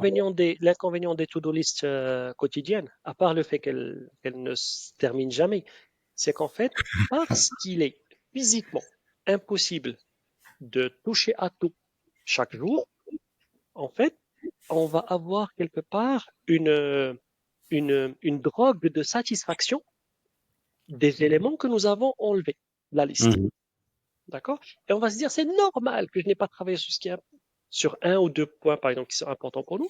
On sait que dans une journée, on ne peut pas toucher à tout. Quand on arrive au niveau de la semaine, on ne peut pas se dire la même logique. Mhm. Une semaine passée sans qu'on ait avancé sur chacun des éléments qui sont importants est une semaine perdue. D'accord? Donc, on ne peut pas se dire à la fin de la semaine, ah oui, c'est normal que je n'ai pas avancé sur tel point qui est hyper important parce que j'ai pas eu le temps pendant la semaine. D'accord? Non. Donc, je dirais assurance ou rassurance factice qui nous vient de la to-do list quotidienne, quand on arrive à la semaine, d'accord, on ne peut pas se cacher derrière le fait que non, on n'a pas vraiment fait ce qu'il fallait. Et l'autre point, comme tu dis, il y a 52 semaines dans une année. Si chaque semaine, j'avance, même d'une façon petite, sur chacune de mes vraies priorités, ben, au bout de 52 semaines, au bout d'une année, d'accord, disons 48, dans les 4 semaines de vacances, euh, on aura significativement avancé dans la direction qui nous intéresse, qui est importante pour nous. Et tu sais, là, j'aime ce que tu dis et je voudrais vraiment faire le lien entre ça et puis les Seven Habits de Covey et puis l'Eighth Habit qu'il a sorti par la suite, la huitième habitude. Toi, je sais que tu es certifié voilà, dans cette formation-là et je pense que est-ce que tu pourrais faire le lien entre voilà, ce que tu as appris et puis ce que tu enseignes et ce que tu as vu durant tes coachings et durant tes mentorings. Quelles sont, selon toi, les habitudes des personnes qui réussissent dans leur carrière? Très bien. Je vais suivre le fil en essayant de ne pas citer les habitudes une par une, mais je OK. vais essayer de suivre le fil. Donc le premier, c'est déjà le mental. Le premier point, c'est le fait de vouloir avancer. D'accord? Est-ce que on est dans une, et des fois on est dans une phase de notre vie où notre énergie physique, mentale est au plus bas. D'accord? Mhm. Des fois, c'est pas le moment de se lancer de nouveaux projets. Des fois, il faut d'abord se concentrer sur la restauration de son énergie mentale et physique avant le mental, s'assurer qu'on dort bien. Si on a de nouvelles naissances dans la famille, la première année en général est super dure pour les parents. Et je rencontre plusieurs parents qui ne le reconnaissent pas ou qui n'osent pas se l'admettre. Comme par exemple des collègues femmes je dirais, les quelques mois de maternité, de congé maternité, qui reprennent le travail et qui s'attendent, qui se mettent à elles la pression de délivrer au même niveau qu'avant. Alors que elles n'ont physiquement pas le même temps, elles n'ont pas la même énergie, d'accord? Et donc, il y a besoin de prendre cela en considération pour arriver d'abord à choisir ses moments. Donc, vraiment par le point zéro. Très Point bien. zéro, est-ce qu'on est dans un état où on a l'énergie suffisante, le mental suffisant, d'accord, pour dire je veux plus. Mais tu sais, excuse-moi là, je vais intervenir s'il te plaît. Euh, Quand est-ce que toi, tu t'es retrouvé dans une situation où tu avais du temps libre? Et je pense que c'est le cas de plusieurs personnes, surtout avec les Non, non, pas enfants, de temps libre. le plus on avance Pas de dans temps l'âge. libre. Non, non, OK. pas de temps libre. J'ai quand des fois on est des situations qui sont même extrêmes d'un point de Mhm. vue euh, euh, d'un point de vue consommation d'énergie. Des fois, on a ça peut être des problèmes de santé, ça peut être des problèmes relationnels, ça peut être problèmes de santé de la famille proche, ça peut être, comme je disais tout à l'heure, une naissance, ça peut être un changement physique, ça peut être un déménagement. Des fois, on peut être dans des situations qui nous consomment plus que d'habitude. D'accord? Donc, je dis juste, par exemple, si on est Très bien. Tant qu'on n'est pas dans dans le le gros gouffre, de l'énergie, yes. c'est vraiment pas le moment d'essayer de sauter. D'accord? Et tu Et des sais, la fois, raison pour c'est le laquelle je moment. t'ai posé, excuse-moi, je t'ai coupé, la raison pour laquelle je t'ai posé cette question, c'est quelque chose qui revient très très souvent dans les coachings. Quand tu dis à quelqu'un, c'est le moment d'aller chercher ta promotion, automatiquement pour eux, ils voient ça comme étant une montagne et ils reviennent vers leur quotidien, ils se disent, mais moi, je suis déjà dans une situation où Je n'ai pas de temps Oui, pour moi. Je n'ai même pas de temps pour mon sport. Je n'ai même pas de temps. Et c'est là où vraiment tu creuses avec eux dans leur quotidien pour comprendre ce qui fonctionne ou ce qui ne fonctionne pas. C'est là où on va vers quelles sont les priorités de la personne. C'est là où on va vers... et généralement, les gens se rendent compte que oui, ils ont beaucoup de temps qu'ils accordent à beaucoup de choses dans leur vie. ah oui, oui, Mais oui, le moment où ils s'assoient pour recadrer, le moment où ils s'assoient pour prioriser, c'est là où ils se rendent compte que oui, j'ai toujours été busy. Et je ne pense pas effectivement. que dans l'avenir, je vais être moins busy que je le suis aujourd'hui. Bravo. Mais là, tu arrives à Cependant, la à la deuxième habitude. D'accord? Donc, ok. la première, c'est déjà de savoir, déjà, comme je disais tout à l'heure, si on est dans un état où on est dans le trou, d'accord? Mhm. On est dans le trou. Il faut remonter du trou. Si on est dans le Ok. trou énergie, d'accord? Il faut soit attendre que ça passe ou faire les interventions nécessaires pour combler, revenir à une situation additionnelle, à une situation normale. D'accord? Une de mes collègues, quand elle a pris conscience de la pression qu'elle se mettait, d'accord, à essayer d'être au top, de délivrer, d'être toujours parmi les meilleurs, à un moment où elle, justement, elle venait avoir un nouveau-né, d'accord? Et quand elle a enfin réalisé la situation qu'elle était, elle dit, oups, il faut que je me fasse aider. Il me faut une nounou, il me faut un daycare, il me faut, d'accord? Il me faut de l'aide additionnelle. Il faut que j'arrive à mettre de la limite pour les enfants qui sont plus grands, pour qu'ils arrivent à dormir tout seuls, qu'ils viennent plus me réveiller à 3 heures du matin, parce que maintenant il y a le bébé qui dort avec moi. Tu vois ce que j'ai, ce genre de situation. Et donc, elle a d'abord investi pendant un mois ce qu'il fallait pour sortir du trou. Ça ne veut pas dire qu'elle avait du temps libre. C'est juste que mentalement, là, elle pouvait réfléchir. Là, elle pouvait réorganiser. Très D'accord? bien. Donc, une fois que tu es dans l'état où c'est bon, tu peux réfléchir. D'accord? Donc, tu n'es pas dans le trou. Euh, Là, avant de commencer à planifier, oh, qu'est-ce que j'enlève, qu'est-ce que je garde, la première question, c'est de se demander qu'est-ce que je veux. Mhm. Et il y a des personnes qui sont poussées par leur organisation à poursuivre une promotion, mais quand elles s'assoient entre elles et elles-mêmes, et quand elles font le travail, ce fameux travail de recherche dont j'ai parlé en début de discussion, de c'est quoi cette promotion, qu'est-ce que ça demande, quelles compétences, qu'est-ce qui va être nécessaire, qu'est-ce qui va être attendu de moi, d'accord, à ce niveau hiérarchique supérieur, il y a des personnes qui avaient dit non, je ne le veux pas, d'accord, parce que dès que je prendrai par exemple le niveau hiérarchique supérieur, je devrais passer 50% de mon temps dans les avions. Je ne veux pas, tout simplement, je ne veux pas, je ne peux pas, d'accord. Euh, Donc là, il y a des personnes. Donc, tout d'abord, qu'est-ce que je veux? Si, et ça revient à ce que je disais tout à l'heure, quelle est la définition du succès? D'accord? Qu'est-ce qui fait que j'apprécierai mon quotidien? Qu'est-ce qui va faire que j'apprécierai mon année? Qu'est-ce qui va faire que dans 5, 10 ans, quand je regarderai en arrière, je n'aurai pas de regrets? D'accord? Donc, des fois, les personnes se disent, les personnes qui optimisent pour le temps actuel peuvent aller vers plus de confort. Très bien. Oui. D'accord. Et des fois, bien sûr, quand on pense moyen terme, long terme, ce n'est pas nécessairement le plus optimal. Mhm. Et donc, non seulement qu'est-ce que je veux maintenant parce que c'est la bonne chose pour maintenant, mais aussi si je me projette dans 5 ans, 10 ans, euh, quels sont les risques potentiels, les regrets potentiels que je pourrais Mhm. avoir. D'accord? Et donc, et là, une fois que j'ai fait ce choix, j'ai fait cette réflexion. Si je décide que, écoute, je suis encore jeune, j'ai encore de la force, j'ai encore de la volonté, je sais ce que je vaux, je sais que je peux me développer, je sais que, et je veux arriver à ces niveaux qui vont avoir plus de responsabilités, plus de pouvoir, plus de, peut-être même des rétributions salariales plus supérieures, d'accord?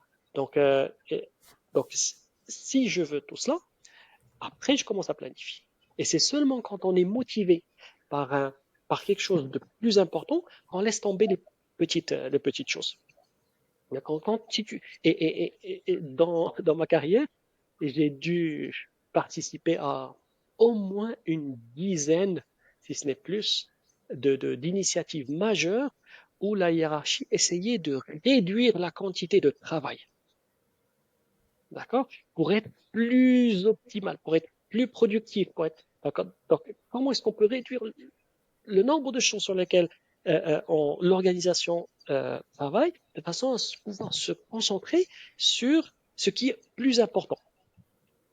Et chaque fois que l'approche est d'aller vers des personnes ou des organisations en leur demandant qu'est-ce que, qu'est-ce qui est inutile dans ce que vous faites et que vous pourrez éliminer, il n'y a rien qui en sort. Et même s'il y a quelques idées, il n'y en a aucune qui est appliquée. Et même si certaines sont appliquées, elles sont vraiment meaningless. C'est vraiment des futilités de futilités. Parce que tout le monde pense et trouve, et des fois à juste raison, que tout ce qu'ils sont en train de faire est important. Maintenant, quel est le moment ou quels sont les seuls moments, les seules initiatives où, qui ont réussi? Ce sont celles où, en fait, il a été introduit un nouveau travail, ou un nouveau projet, ou une nouvelle mission Mhm. qui était encore plus importante Mhm. et qu'il a été demandé à ces mêmes personnes, à ces mêmes organisations, dites-moi, sachant que ce travail arrive. Par exemple, imagine une acquisition. Mhm. D'accord? C'est la priorité des priorités. D'accord? Il faut qu'elle réussisse. Donc, sachant que vous devrez le faire en même temps que tout le reste, dites-moi, qu'est-ce que vous seriez prêt à déprioriser? Soudain, d'accord, la queue tombe. D'accord? Et c'est pour ça qu'il est important de faire ces fameuses habitudes des Seven Habits dans l'ordre. C'est seulement quand on sait qu'on a décidé, on a Mhm. choisi quelque chose d'important. D'accord? La fameuse montagne dont tu parles pour la promotion, oui, la promotion est une montagne. Mais c'est différent. Est-ce qu'on la voit comme une montagne menaçante qui va nous écraser ou si on la voit comme un challenge à grandir que nous avons choisi? Et les personnes qui vont escalader le Kilimandjaro, c'est, ils ont pris l'avion, ils ont choisi. C'est pas Mhm. des personnes qui ont besoin de la contourner pour aller au travail et c'est pour ça que tous ceux qui essaient de le faire, la plupart, ben, réussissent, priorisent, mettent ça, s'arrangent dans leur vie pour arriver à gravir cette montagne. Donc la promotion, oui, elle est une montagne qui va prendre du temps. Et ça va être un cheminement. D'accord? Seulement si on a décidé, dans l'étape d'avant, que c'était ça qu'on voulait cibler, eh bien, tout le reste, il va être évident. Quelles sont les choses Yeah. qu'on va devoir arrêter. Et, et, et nos auditeurs le savent aujourd'hui. Si dans leur tête ils se disent, ou les personnes que tu coaches, c'est bon, j'ai choisi, je la Yes. veux, tout de suite, ça va. Et je vais te donner une anecdote, Ayoub. Tu sais, il y a des personnes, des collègues qui me demandaient, Sofiane, comment tu as fait pour écrire 3 livres Je t'ai en posé cette parallèle question. avec ton day job? Je t'ai posé, c'était l'une des premières questions que je t'avais posées. D'accord. Donc, comment tu arrives à le faire, sachant que c'est quelque chose qui prend du temps, de l'énergie, etc. Et en fait, je veux dire, première chose, à chaque fois que j'ai voulu entamer un de ces livres, la première chose que je fais, je pars sur mon téléphone et je regarde le time spent. Je vois le temps passé, c'est sur les téléphones aujourd'hui nous aident bien, et il me donne les 3 applications, enfin les 10 applications sur lesquelles j'ai passé plus de temps. Je désinstalle les 3 premières. Radical. Je désinstalle End les of trois story. premières. Voilà. Et donc, les 3 premières signifient que c'est vraiment celles où je Yeah. passe au moins 1 heure par jour. Alors, D'accord? excuse-moi. Là, je vais encore une fois intervenir. Je vais jouer à l'avocat du diable. C'est juste pour l'anecdote. Juste pour l'anecdote. Ça Yeah. demande beaucoup plus que désinstaller 3 applications. On est bien d'accord. On est clair parce qu'elles vont être remplacées par d'autres choses. Mais, vraiment, je vais jouer à l'avocat du diable là. Souviens, on a besoin de souffler. On a besoin, quand je suis en train de scroller sur Internet, quand je suis en train de jouer à un jeu, quand je suis en train de faire voilà, quelque chose qui me donne du plaisir, ben, ça me nourrit de l'intérieur et puis ça me donne de l'énergie quand même. C'est du temps pour moi, pourquoi est-ce que je vais désinstaller ces applications-là? Parce que j'entends tout le monde crier, voilà, désinstalle, ne scrolle plus, mais oui, mais comment est-ce que je Non, fais, moi, mais pour quand mettre je mon finis mes livres, équilibre? je les réinstalle. Quand je finis mes Ah, livres, je les clairement. réinstalle, t'inquiète. Ah, non, non, ou des fois, parce que le besoin reste, il y a une partie du besoin qui reste. J'ai des façons plus, par exemple, au lieu de sur l'application, je vais aller sur le site web, mais je vais devoir aller à chaque fois me connecter au site web pour faire, par exemple, pour répondre à des messages, vérifier l'inbox de cette application. D'accord? Mais ça va être moins facile. Je vais pas me faciliter la tâche, ça va être moins Ok. facile. Donc, je- je- ça va me, encore une fois, le fait d'avoir devant toi ce fameux Kilimandjaro Mhm. à gravir, euh, une fois que tu l'as décidé, et décidé pour de bon, euh, prends ça et combine-le avec ce qu'on a dit tout à l'heure du planning hebdomadaire. Mhm. L'autre chose que je m'imposais, c'était que chaque semaine, pas chaque jour, chaque semaine, il fallait que j'ai avancé d'une façon significative sur le livre. Que ce soit en écriture, que ce soit en révision, soit en travaillant sur la couverture, que ce soit en travaillant sur l'édition. D'accord? Donc, il fallait que j'ai fait quelque chose de significatif. Et ce qui est sympa, c'est que je n'avais pas nécessairement de date butoir. Ce que Ok. je m'imposais, c'est que chaque semaine, je devais avancer d'une Ah, ça, façon c'est intéressant, significative. par contre. Ça, par contre, ça va à l'encontre vraiment de ce que, voilà, ce qu'on dit toujours. Tu sais, là, j'oublie le nom, mais Oui, chaque oui, projet prend le temps qu'on lui on donne. lui donne. Si Oui, je me dis que je vais écrire ce effectivement, livre dans 2 semaines, ben, je vais utiliser les outils qu'il faut. Je vais recruter des gens, je vais partir effectivement. vers l'IA, je vais. Mais si je me dis j'ai une année, je vais tarder jusqu'aux 2 dernières semaines pour vraiment faire le travail. Oui, effectivement. Mais donc, encore une fois, prenons du recul. Qu'est-ce que je priorisais à ce moment-là? Je priorisais mon travail. Ok, très Le bien, livre est important, mais il n'est pas urgent. très Il bien. est dans le fameux cadran 2. Yeah, D'accord? C'est pour ça que, justement, pour ne pas me mettre une pression additionnelle qui va finir par arriver au burn-out, d'accord? Donc, le travail reste pour mes projets du quotidien qui payent le salaire, qui payent les factures. Ben, en fait, ça reste le plus important pour ne pas en grignoter. Je grignote sur, d'accord, les fameuses applications où j'avais déjà le fameux quatrième cadran, des yeah. distractions, d'accord, qui était facile à trouver. Et je me mettais chaque semaine. Donc, enfin, ça, c'était un truc hyper important. Là, d'ailleurs, je suis en train de travailler sur le quatrième et je ne suis pas en train de respecter cette règle. Je suis pas en train de respecter ces règles de la semaine et là, le livre traîne. Donc, je devrais peut-être Ah. m'appliquer à moi-même cette fameuse maxime du progrès hebdomadaire. Très bien. Et tu sais, on a un peu enfin, sorti du off track concernant le. On était en train de parler des Seven Habits. Tu avais parlé de la première qui était Start with Why, de D'être vraiment, proactif. c'est Non, ça, le fait d'être l'intention. proactif. Ok, Exactement, exactement. très bien. Donc, le fait d'être proactif, d'être dans l'état mental qui, qui est favorable à la création, à la prise d'initiative. Très bien. D'accord? Si on est dans un mood où physiquement, mentalement, on est dans la victimisation, on n'est pas prêt, c'est vraiment pas la personne qui va aller loin. Donc, on arrête là, où là, il faut travailler sur son mental. Il faut que le mental soit positif. La Donc, un, deuxième, sortir du il faut, gouffre. Très bien. oui, exactement. Voilà. Deux. Donc, deux, il faut choisir où est-ce qu'on veut aller. Qu'est-ce qui est Très vraiment bien. important. Très bien. D'accord? Troisièmement, il faut qu'on s'organise pour que ce qui est important ait prime dans notre planning hebdomadaire. Très bien. D'accord? Par la suite, d'accord, par la suite, on va exécuter, on va avoir l'excellence dans l'exécution. Mais déjà, si on fait ceci, d'accord, si on fait cela, c'est à 90%, on arrivera là où on veut aller. D'accord? Si on veut continuer de faire le parallèle avec les Seven Habits, on entre dans des choses comme interdépendance, comment est-ce qu'on peut travailler avec les autres, la collaboration, comme j'ai dit tout à l'heure, Yeah. l'interdépendance.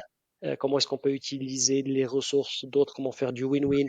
Euh, mais ça, pour moi, c'est 10%. C'est de comment on va y arriver. Euh, Il y a un proverbe italien qui dit que si tu veux aller vite, va seul. Si tu veux aller loin, va avec les autres. Bien, bien. Peut-être qu'il n'est pas si italien que ça, ce proverbe. C'est devenu global aujourd'hui. Tout le monde en parle. Ah oui, je comprends je comprends la blague. Ok, très très bien. Alors, maintenant qu'on a posé la question de vraiment les critères, voilà, qui sont pour toi les plus importants pour réussir, que ce soit à obtenir sa promotion ou à atteindre ce qu'on veut atteindre dans la vie, c'est pas nécessairement limité à ça. Maintenant, est-ce que je pourrais te demander quels sont tes 3 tips pour détruire sa carrière? Mais ça signifie détruire. Moi, Ça je veut arrêter dire, la progression ou arrêter, perdre son travail. non, arrêter la progression de sa carrière. Vraiment maintenir son Progression de sa travail, carrière, c'est être dans différent. cette Parce que zone. détruire sa carrière, c'est perdre son job. Non, non, pas perdre son job. C'est rester dans la zone de confort inconfortable. On est assez confortable pour rester là où on est, mais pas assez inconfortable pour en sortir, mais on reste dans la zone in between. Euh, pour rester là où on est, il faut remplir. Sérieusement, on reprend toute cette conversation de la même façon et ça va être les mêmes réponses. Si on veut rester, si on veut préserver son job sans nécessairement aller plus loin, il faut comprendre quels sont les critères de décision du supérieur hiérarchique pour maintenir son job et ne pas l'éliminer, pas le remplacer, pas l'optimiser. D'accord? Et par exemple, certaines organisations, on va être très stable. Par exemple, tu vas être dans le milieu, ouais, sans citer de- sans citer, sans citer les fonctionnaires, ça pourrait être les ministères, des fois, sont des environnements où, quand on a un poste, en tout cas, dans certains pays, c'est encore vrai, quand on a un poste, on le garde pendant très, très, très, très longtemps. D'accord? Donc, on n'est pas, il suffit de faire ce qu'il y a à faire sans nécessairement entrer dans des facteurs de compétitivité ou de concurrence, etc.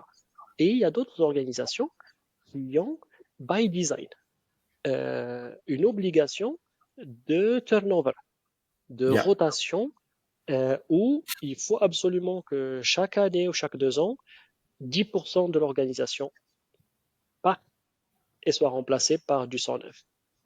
D'accord? Donc, si on est dans ce deuxième cas de figure, si on le sait, alors il ne suffit pas de bien faire son travail. Parce qu'en continuant de faire la même chose, l'organisation s'améliorant, d'accord, on continue. En fait, même continuant de délivrer la même chose, en fait, par rapport aux autres, on va commencer à baisser. Et à un moment, on arrivera là, on voit plus mes mains. Et donc, voilà, pouf, on fait partie des 10% qui doivent partir. Donc, si on veut se maintenir à son rôle, il faut comprendre aussi quels sont, pareil, il faut avoir cette intelligence organisationnelle. Qu'est-ce qui fait que les rôles sont maintenus? Et il faut faire ce qu'il faut pour mériter de rester. Ça ne veut pas dire qu'il n'y a pas d'effort. D'accord? Le confort, oui, mais ça nécessite également de l'effort que de maintenir son poste. Je dirais, franchement, l'autre chose, c'est juste ça. C'est juste, enfin, on obtient ce sur quoi on se concentre. Donc, si on se concentre sur, je veux pas qu'on me touche, on fera ce qu'il faut. Si, au contraire, ce qu'on cherche, c'est non, je veux avancer, euh, on il y a au moins 80% que je peux influencer.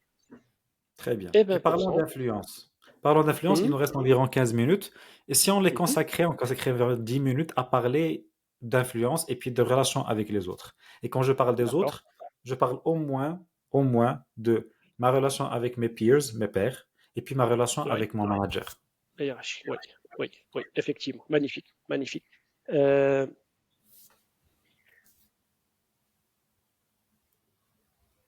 Tout dépend de sa vision. Et tu avais posé une première question. La première question était, Sophia, est-ce que tu vas nous dire aujourd'hui, est-ce qu'il est vrai pour tous ou est-ce qu'il est plus applicable dans un contexte qu'un autre?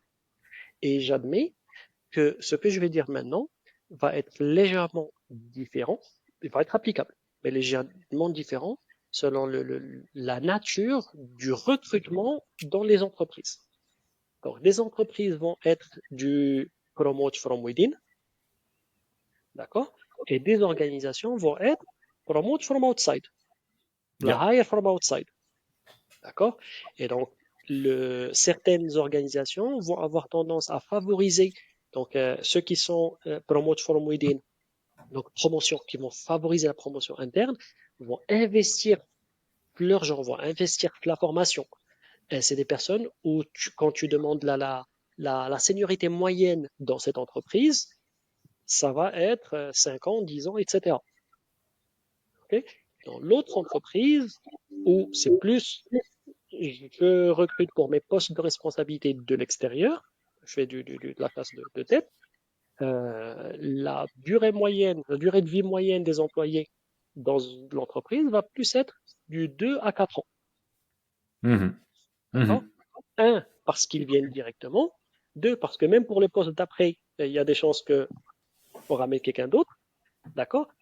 Trois, parce que les personnes en bas, quand ils voient que c'est bloqué et que les règles du jeu ne sont pas nécessairement connues, ou la compétition en tout cas n'est pas nécessairement connue, ou qu'au contraire l'entreprise favorise quelqu'un d'externe, eux-mêmes vont partir ailleurs parce qu'ils savent que c'est comme ça qu'ils vont être promus. Yeah. Eux-mêmes vont partir en croissance diagonale. D'accord? Euh, et quatrièmement, les personnes qui font de la promotion diagonale, mon observation personnelle, je n'ai pas de statistiques officielles, mais ce que j'observe autour de moi, c'est quand quelqu'un commence une promotion diagonale, la personne continue en promotion diagonale. Mhm. J'ai rarement vu des personnes qui changent, par exemple, qui rentrent dans un premier job, ils restent 2 ans, 3 ans, 4 ans, changent pour une promotion diagonale, et puis restent dans cette deuxième boîte pendant 10 années ou plus. C'est rare. En général, tu passes 3 ans, tu te bonifies, ça fait que tu as compris ce mindset, et donc, Je pense que c'est valable au moins surtout pour les 10 premières années.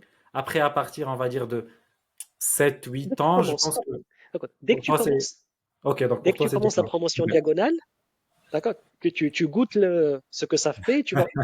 Et tu sais, ça, c'est aussi un message à tes auditeurs. C'est que la promotion n'est pas nécessairement verticale.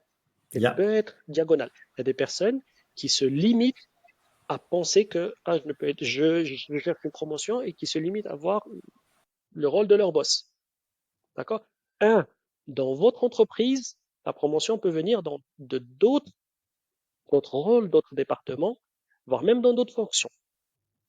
D'accord? Donc, c'est pas nécessairement uniquement votre boss. Deuxièmement, votre savoir-faire, vos compétences peuvent potentiellement être mieux valorisées ailleurs avec une croissance salariale. En général, c'est ce qu'on perçoit. Les améliorations salariales sont plus grandes au moment du jump diagonal, d'accord, que des augmentations annuelles, d'accord? Donc, euh, donc voilà, donc pour revenir à ta question, euh, d'un point de vue relation, si je cherche, donc d'abord, si dans les critères de, de, de promotion, de valorisation au sein de mon entreprise, la partie collaboration rentre, si la partie développement d'organisation rentre, si le rôle que je cherche à atteindre, auquel je veux être promu, inclut des éléments de gestion organisationnelle, de développement organisationnel, alors j'ai tout intérêt à démontrer de ces capacités dans mon rôle actuel avec mes peers. Et nous n'avons pas besoin, il n'y a pas besoin d'avoir quelqu'un qui te reporte directement pour pouvoir développer les gens. Donc, et ça, c'est aussi une fausse croyance. C'est j'arriverai à grandir les gens le jour où on me mettra dans une position où il y a quelqu'un, où je suis chef direct. C'est pas le cas. J'ai cité tout à l'heure l'exemple de la formation. Tu as parlé tout à l'heure de coaching. On a parlé de mentoring. D'accord? Donc, il y a des jeunes qui rentrent dans votre organisation tout le temps. Il y a des stagiaires. Il y a des collègues qui n'ont peut-être pas les compétences techniques que vous avez. Peut-être que vous vous y connaissez bien en tout ce qui est outils digitaux, Macro, Power BI, que sais-je, marketing. Je sais pas, chacun sa fonction, son domaine d'expertise. Peut-être que vous pouvez, d'accord, apprendre aux autres. Donc, et vous pouvez conseiller, etc. Et donc, la collaboration avec les autres, non seulement, comme j'ai dit tout à l'heure, donc si tu veux aller loin, vas-y avec les autres, d'accord. Donc, plus la capacité à collaborer avec les autres est forte, plus les résultats seront meilleurs. Et on rejoint ta question tout à l'heure sur le crédit. Un crédit partagé n'est pas un crédit divisé. La plupart du temps, c'est un crédit multiplié. D'accord? Donc, quand le management sait que la tâche à faire était très complexe et que du coup, voilà, il y a eu cette dizaine de personnes, vingtaine de personnes qui ont contribué, et ils se disent pas, ah, du coup, cette personne a fait que le dixième travail Non. C'est comme, regarde, quand tu vas au cinéma et que le générique monte, oui, tu vois le producteur, d'accord, ou le réalisateur, mais tu vois toute la liste de personnes qui montent. Et des fois, plus la liste monte, plus tu respectes le film. Tu dis, oh purée, mais il était compliqué à faire celui-là. D'accord? Donc, encore une fois, cette collaboration, elle est positive. Euh, Maintenant, la collaboration avec les supérieurs. J'ai toujours eu en une voie à double sens quand il s'agit de la communication avec la hiérarchie. C'est-à-dire la plus évidente, c'est le boss va dicter quoi faire, il va te dire voilà ce que j'attends de toi, euh, et puis quand tu finis, montre-moi tes résultats, bien que je contrôle. D'accord. J'ai toujours essayé d'avoir une ouverture de discussion avec mes supérieurs hiérarchiques. D'accord. Que je puisse leur demander aussi eux qu'est-ce qui était important pour eux. D'accord? Donc, c'est pas juste. Et pas mal de fois, cela m'a permis d'avoir un éclairage sur ce qu'ils me demandaient de faire, sur les projets qu'ils me demandaient de faire, qui étaient différents de ce que j'avais compris au début. Ok. Donc là, tu sais, c'est un peu le problème euh, de la déperdition d'informations à chaque fois que tu la passes d'une personne à une autre. Donc, le fameux téléphone. Donc, première personne dit une information, la deuxième la répète, la troisième la répète. Et à chaque fois, il y a une déperdition. La seule façon de casser cette déperdition, c'est que la personne qui reçoit l'information revérifie avec la personne d'avant. Est-ce que tu as bien dit cela? Est-ce que j'ai bien compris? Et donc, quelque part, c'est l'idée très simple, mais des fois très difficile parce que ça demande du courage, notamment dans des organisations où la hiérarchie est bien codifiée. D'accord? Ça demande du courage d'aller vers le supérieur et de lui demander, de lui poser des questions. Mais n'empêche, ça paye toujours. OK, j'ai besoin de comprendre quelles sont les priorités, quelles sont tes priorités, quelles sont les choses, pourquoi est-ce que notre département a besoin de faire cela, quelles sont les métriques sur lesquelles le département, pas moi, le département va être mesuré à la fin de l'année. Et des fois, ça peut me donner ces fameuses idées du petit plus que je vais délivrer. Ça peut être une contribution à une des mesures de performance clés de mon supérieur. Et tu Donc, sais, tu me permets s'il te plaît ici d'intervenir, parce que l'autre remarque que je remarque aussi durant mon coaching, c'est que les gens se disent, si jamais je commence à poser ce genre de questions, je vais paraître pour quelqu'un qui ne comprend pas ce qui se passe. Alors que moi, ma perception, et puis ce que je leur réponds, c'est que ça démontre surtout du fait que tu as une vision stratégique. Ça demande surtout du fait que tu n'es pas là juste pour faire le travail et puis partir chez toi, mais que tu es plutôt soucieux de la stratégie du département. À chaque fois, poser magnifique. ce genre de questions, pour moi, renforce ta crédibilité. Et si on parle de quelqu'un qui cherche à évoluer dans l'organisation, ben, l'un des critères les plus importants pour moi, c'est le fait d'avoir cette vision stratégique qui va permettre de non seulement exécuter au niveau les plus élevés, mais Ouais, aussi de gérer une équipe et puis de leader une équipe vers un objectif. ouais. Et Youb, je ne veux pas minimiser ce concern, d'accord? Parce que il m'est déjà arrivé par le passé d'avoir des boss qui sont extrêmement. Si quelqu'un pose une question, c'est qu'il est stupide, d'accord? Qui sont dans le jugement et qui attendent. Donc des fois, donc, c'est un concern qui peut être valable. C'est pour ça que des fois, il faut y aller petit à petit. D'accord? Des fois, soit petit à petit, soit aussi par des voies indirectes. Donc, des fois, par exemple, la première fois où j'ai eu, par exemple, la première fois où un nouveau boss est arrivé, et puis du genre, donc, contrôle, du genre, ça fait, je parle une fois, je répète pas, mais malheureusement, on en rencontre parfois. En fait, ce que j'ai fait, au lieu de lui demander à lui, ce que j'ai débriefé avec les autres après. D'accord? À ton avis, qu'est-ce qu'il a voulu par cela? Pourquoi ça c'est important? Toi qui étais avec lui dans d'accord, dans le précédent rôle, ou toi qui avais assisté à ce même débrief de l'équipe d'avant. D'accord? Donc ça peut être direct ou indirect, mais plus, d'accord, je comprends d'où vient mon boss, ce qui est important pour lui, plus ça me permettra à moi de faire un travail qui est de plus grande valeur ajoutée. La deuxième approche qui a bien marché pour moi, c'est comme je disais tout à l'heure, de commencer petit. C'est-à-dire, des fois, il m'est arrivé d'entendre, par exemple, le boss prôner des actions qu'il fallait prendre avec lesquelles je n'étais pas d'accord. D'accord? Mais c'était ma première interaction avec lui, c'était pas là où j'allais lui dire, écoute, je pense que tu te trompes.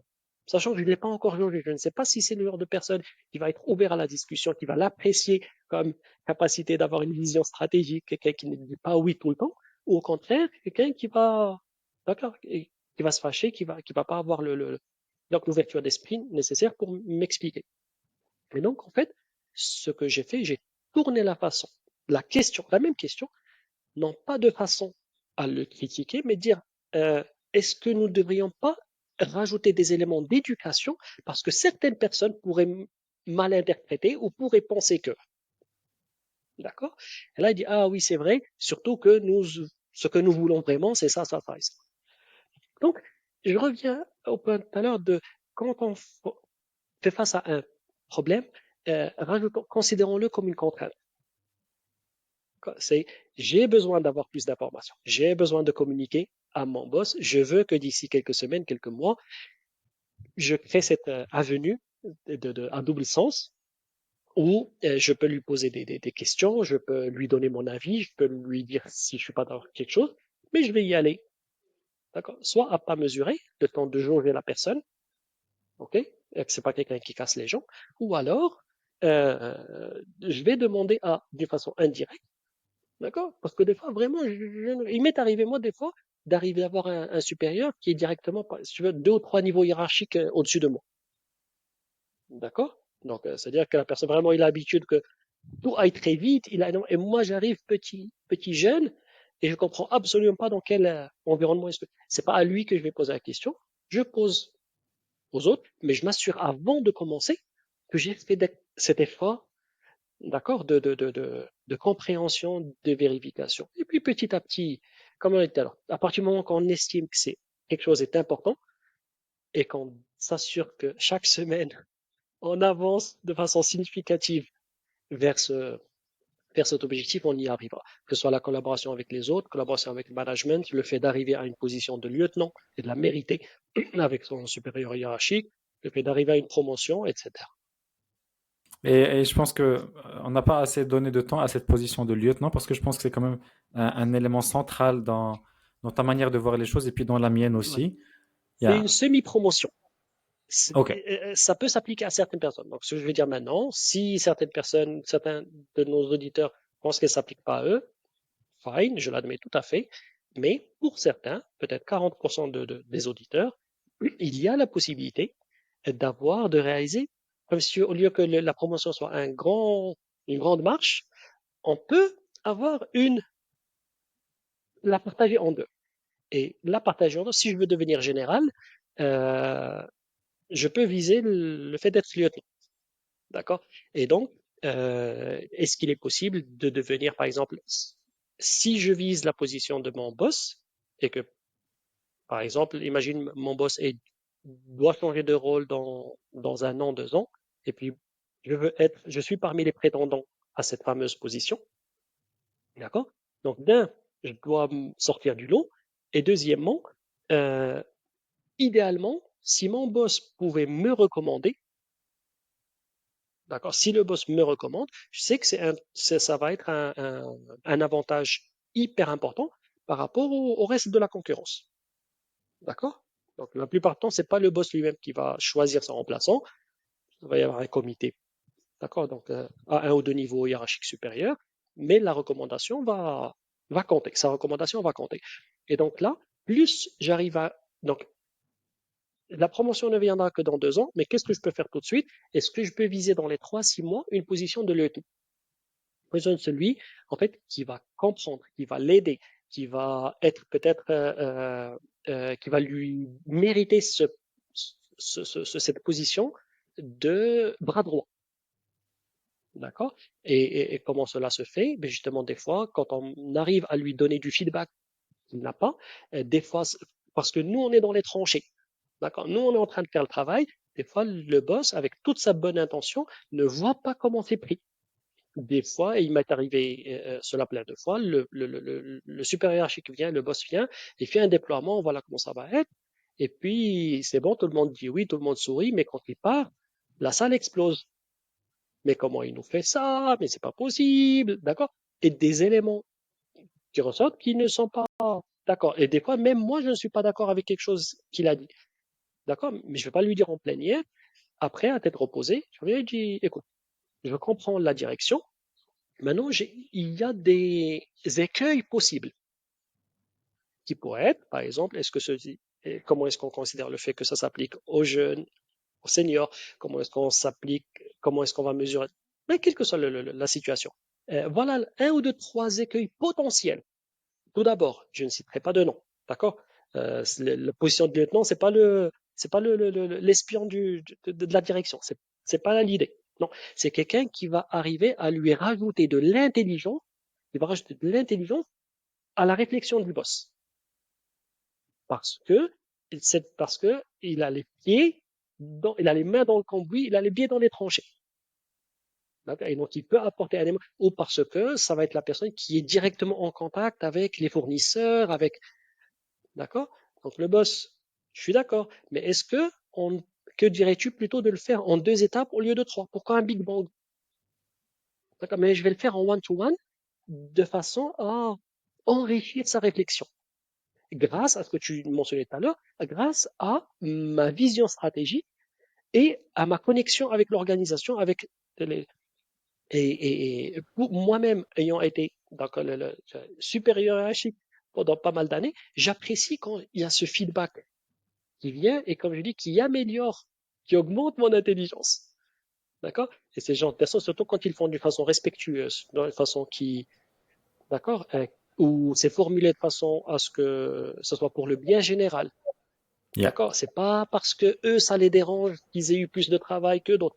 D'accord. Donc, quand c'est fait dans ce sens, c'est des personnes que j'apprécie, c'est des personnes dont je me souviens, et c'est des personnes même que je vais proactivement chercher pour brouillonner mes prochaines initiatives. Donc, s'il y a très une très bien. idée que j'ai de transformation, je vais les prendre, d'accord? S'il y a peut-être 1 ou 2 personnes qui ont ce fameux plus, et je vais dire, écoute, voilà une idée que j'ai, avant de la présenter au reste de l'équipe, avant de la présenter même à mon management, qu'est-ce que tu en penses? Quelle est ta réaction à chaud? Et c'est des personnes dont je vais me souvenir, et c'est des personnes, qu'est-ce que ça veut dire? S'ils sont capables d'augmenter mon intelligence, qu'est-ce que ça veut dire? Ça veut dire qu'ils ont quelque part les compétences pour être à ma place, Mhm, mhm. puisqu'ils réfléchissent au même niveau que moi. Et donc, ceci rejoint cette fameuse position de lieutenant, qui est, comme je disais, une mini-promotion ou une petite marche, d'accord, vis-à-vis de la promotion, qui pourrait être considérée utile par certaines, un Et il certain y a certaines pourcentage de nos organisations, c'est auditeurs. clair. Tout le monde ne peut pas le faire, mais je pense que ça a tout son mérite. Juste pour vraiment clarifier, lieutenant, ça vient de lieutenant. Ça veut dire que c'est quelqu'un qui sera un deputy manager, qui sera pas lui le manager, mais qui sera, on va dire, manager en formation officieusement. Voilà, ce n'est pas Peut-être une pas si position officieusement. officielle, ce n'est pas une Yeah. position officielle, c'est juste un rôle de conseiller qui va se gagner, qui va se mériter. D'accord? Yes. Donc, Et je pense que ça a tout son mérite, non seulement parce que ça te rapproche toi de la hiérarchie et puis ça te rapproche des contraintes de la hiérarchie et vu que tu t'y rapproches, ben, tu es nécessairement plus près. Et comme tu j'adore, l'as dit très j'adore. bien dit tout à l'heure, une promotion c'est un risque organisationnel. À chaque fois que tu veux pousser quelqu'un vers le haut, ben, c'est un risque au niveau de l'organisation et n'importe quelle organisation saine d'esprit va chercher à réduire ces risques. Si toi tu arrives aujourd'hui à te rapprocher de la hiérarchie, à développer les compétences qu'il faut pour réussir, ben, tu as nécessairement plus de chances de réussir, donc moins de risques. Exactement. Très bien. Alors, avant de clôturer, j'aimerais revenir sur certaines questions qui m'ont été posées sur les réseaux sociaux avant notre rencontre aujourd'hui. Et je souhaiterais t'en poser deux. Euh, J'apprécierais si tu pouvais vraiment répondre en une minute au moins. D'accord? Ok. Yafdoua, Yafdoua qui nous pose la question suivante. Quelle est la moyenne de temps à laquelle on offre des promotions? Ça dépend de la taille de l'organisation, de la taille pas en termes de largeur, en termes de hauteur. Ok.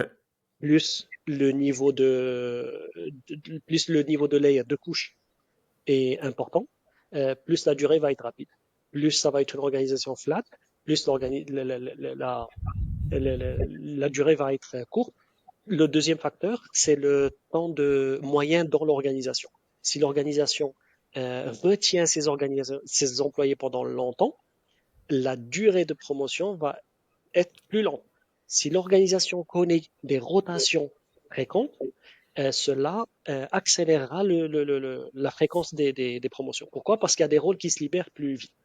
Donc, quelque part, prenez le temps moyen d'individu. Je vais donner une formule que je fais maintenant. Prenez le temps moyen de rétention, nombre d'années moyen. Mhm. Prenez le nombre d'étages qu'il y a à parcourir. Prenez-en la moitié. Parce qu'en général, tout le monde ne va pas arriver au niveau CEO. D'accord, disons qu'une bonne partie va arriver au milieu de l'organisation, avant de plateauer. Mhm. D'accord? L'organisation va être un peu comme la tour Eiffel, hyper pointue en haut et large en bas. Donc, prenez la moitié, donc le nombre d'années, divisez-le par le nombre d'étages pour arriver à la moitié des étages disponibles. Et vous aurez le nombre d'années moyen pour arriver à une promotion. J'adore la réponse d'ingénieur. J'adore ça. Merci Et pour la la deuxième réponse. question, Deuxième question, c'est celle de Wafa qui nous dit quels sont les soft skills incontournables que vous cherchez chez un candidat et qui font toute la différence au niveau de la décision finale. Et je pense là qu'elle fait référence au comité de sélection. ah, là on parle tu as l'impression, Ayoub, que ça parle des recrues qui viennent direct de l'université ou pour le comité de direction pour une promotion? Promotion. Pour une promotion, comme je dis, le point de départ, ce sont les compétences, les soft skills nécessaires à ce niveau de l'organisation. D'accord? Et ce ne sont pas les mêmes. Dans une même organisation, pour passer du niveau 1 au niveau 2, c'est très différent que de passer du niveau 5 au niveau 6. Le niveau 6 va devoir être capable de gérer les profit and losses. D'accord? PNL. Yeah. Au moins, voilà, c'est un directeur général, il doit avoir la capacité d'être connecté à l'extérieur, alors que le niveau 1, niveau 2, dans certaines organisations, on peut plus être connecté en intérieur ou avec un partenaire externe, un client, un fournisseur. Mhm. Euh, donc là, au minimum, et des promotions vont être des promotions techniques et des promotions vont être des promotions, ce que j'appellerais organisationnelles. Promotion technique, c'est qu'on va passer c'est comme dans le milieu universitaire où on va passer professeur adjoint ou professeur Full prof. assistant Ouais. à professeur. Yeah. D'accord? La plupart du temps, les deux font le même travail, mais techniquement, d'accord? Et ils n'ont pas une plus grande et des fois au sein d'un laboratoire, tu vas avoir des scientifiques ils vont être promus selon le nombre de publications qu'ils ont fait, ils vont pas avoir plus de monde, Mhm. d'accord? Donc on va regarder des compétences techniques pour promouvoir des gens dans ce sens. Si c'est des rôles plus organisationnels, on va augmenter la capacité, les soft skills à gérer les gens, à gérer des situations, à développer les gens, à les grandir, à les séparer, d'accord, à les faire de la bonne façon. Et encore une fois, selon l'ADN de l'entreprise, est-ce que c'est une entreprise qui recrute ces postes de direction ou bien est-ce qu'elle les prend de l'intérieur?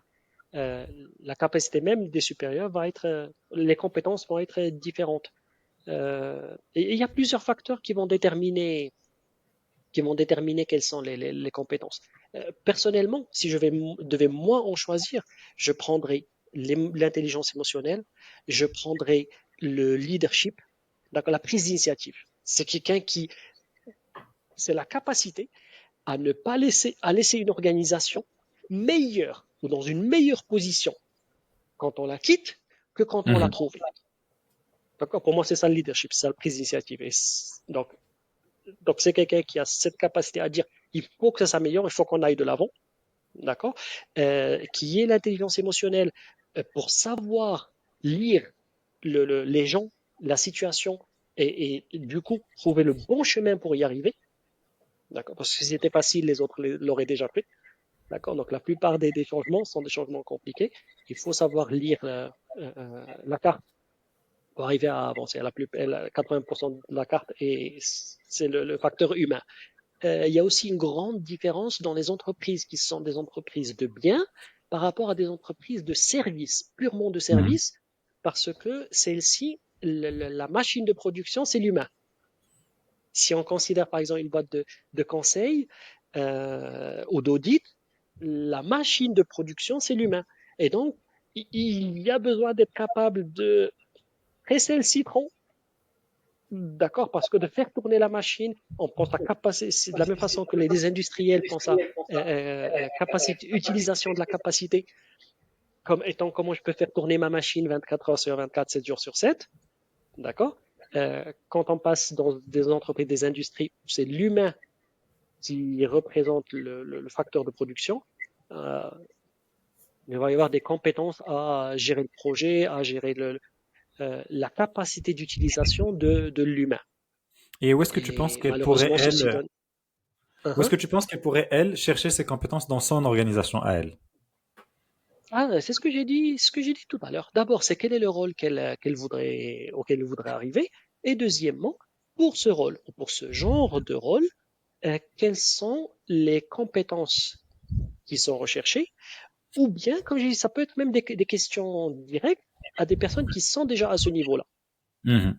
D'accord? Donc, et elle n'a pas besoin de demander à la personne qui est dans le rôle. Mais je suis sûr, si on parle d'une organisation qui est de moyenne taille, il y a forcément, d'accord, 5, 6, 7, 10 autres rôles qui sont similaires dans l'esprit. Donc, elle peut toujours aller demander Mhm. à l'oncle. Elle n'a pas besoin d'aller demander Très bien. d'accord, à quelqu'un de plus senior et de moins risqué, de plus safe. Très bien. Clair et net. Je pense que c'est tout pour moi. Est-ce que tu aurais un mot de la fin? Super. Rien à part le fait que ce fut un grand plaisir et que je n'ai pas vu le temps passer. J'espère que nos auditeurs apprécieront ce podcast. Et puis voilà, ces personnes qui souhaitent me joindre peuvent le faire sur LinkedIn. Si vous cherchez Sofiane Erachi, je pense que vous trouverez ma photo et ce sera avec grand plaisir si je peux donner n'importe quelle aide à quelconque, si vous avez des questions avancées ou autres. Ce sera un grand Ben, plaisir. je sais, Sofiane, que tu le dis du fond de ton cœur. Et en plus de ça, je vais rajouter tes socials en bas de cette vidéo. Comme ça, les gens peuvent avoir accès à toi rapidement et facilement. Je te remercie encore une fois. Comme toujours, ta perspective est très, très intéressante. Elle est presque toujours différente euh, du premier instinct qu'on a. Et ça me pousse toujours à me poser mille et une questions avant de t'adresser n'importe quelle question parce que je sais que tu auras toujours ce point de vue différent et ça me permet de vraiment, ça me stimule, ça me permet de, on va dire, C'est avec d'aiguiser plaisir. Encore une davantage fois, ma c'est un honneur réflexion. d'être avec toi, Ayoub. Merci beaucoup pour l'invitation et bravo pour tout ce que tu fais à aider les gens autour de toi aussi. Merci beaucoup et très bon courage avec tout le coaching organisationnel et puis tout ce qui est stratégie. Je sais que voilà, tu développes cette facette-là de ton activité et You'll do wonders. J'en suis certain. Merci beaucoup. Merci, merci, merci. Bah, sur À ce, je te bientôt. dis encore une fois merci et puis à une prochaine. À une prochaine. Au revoir, Au Youb. revoir.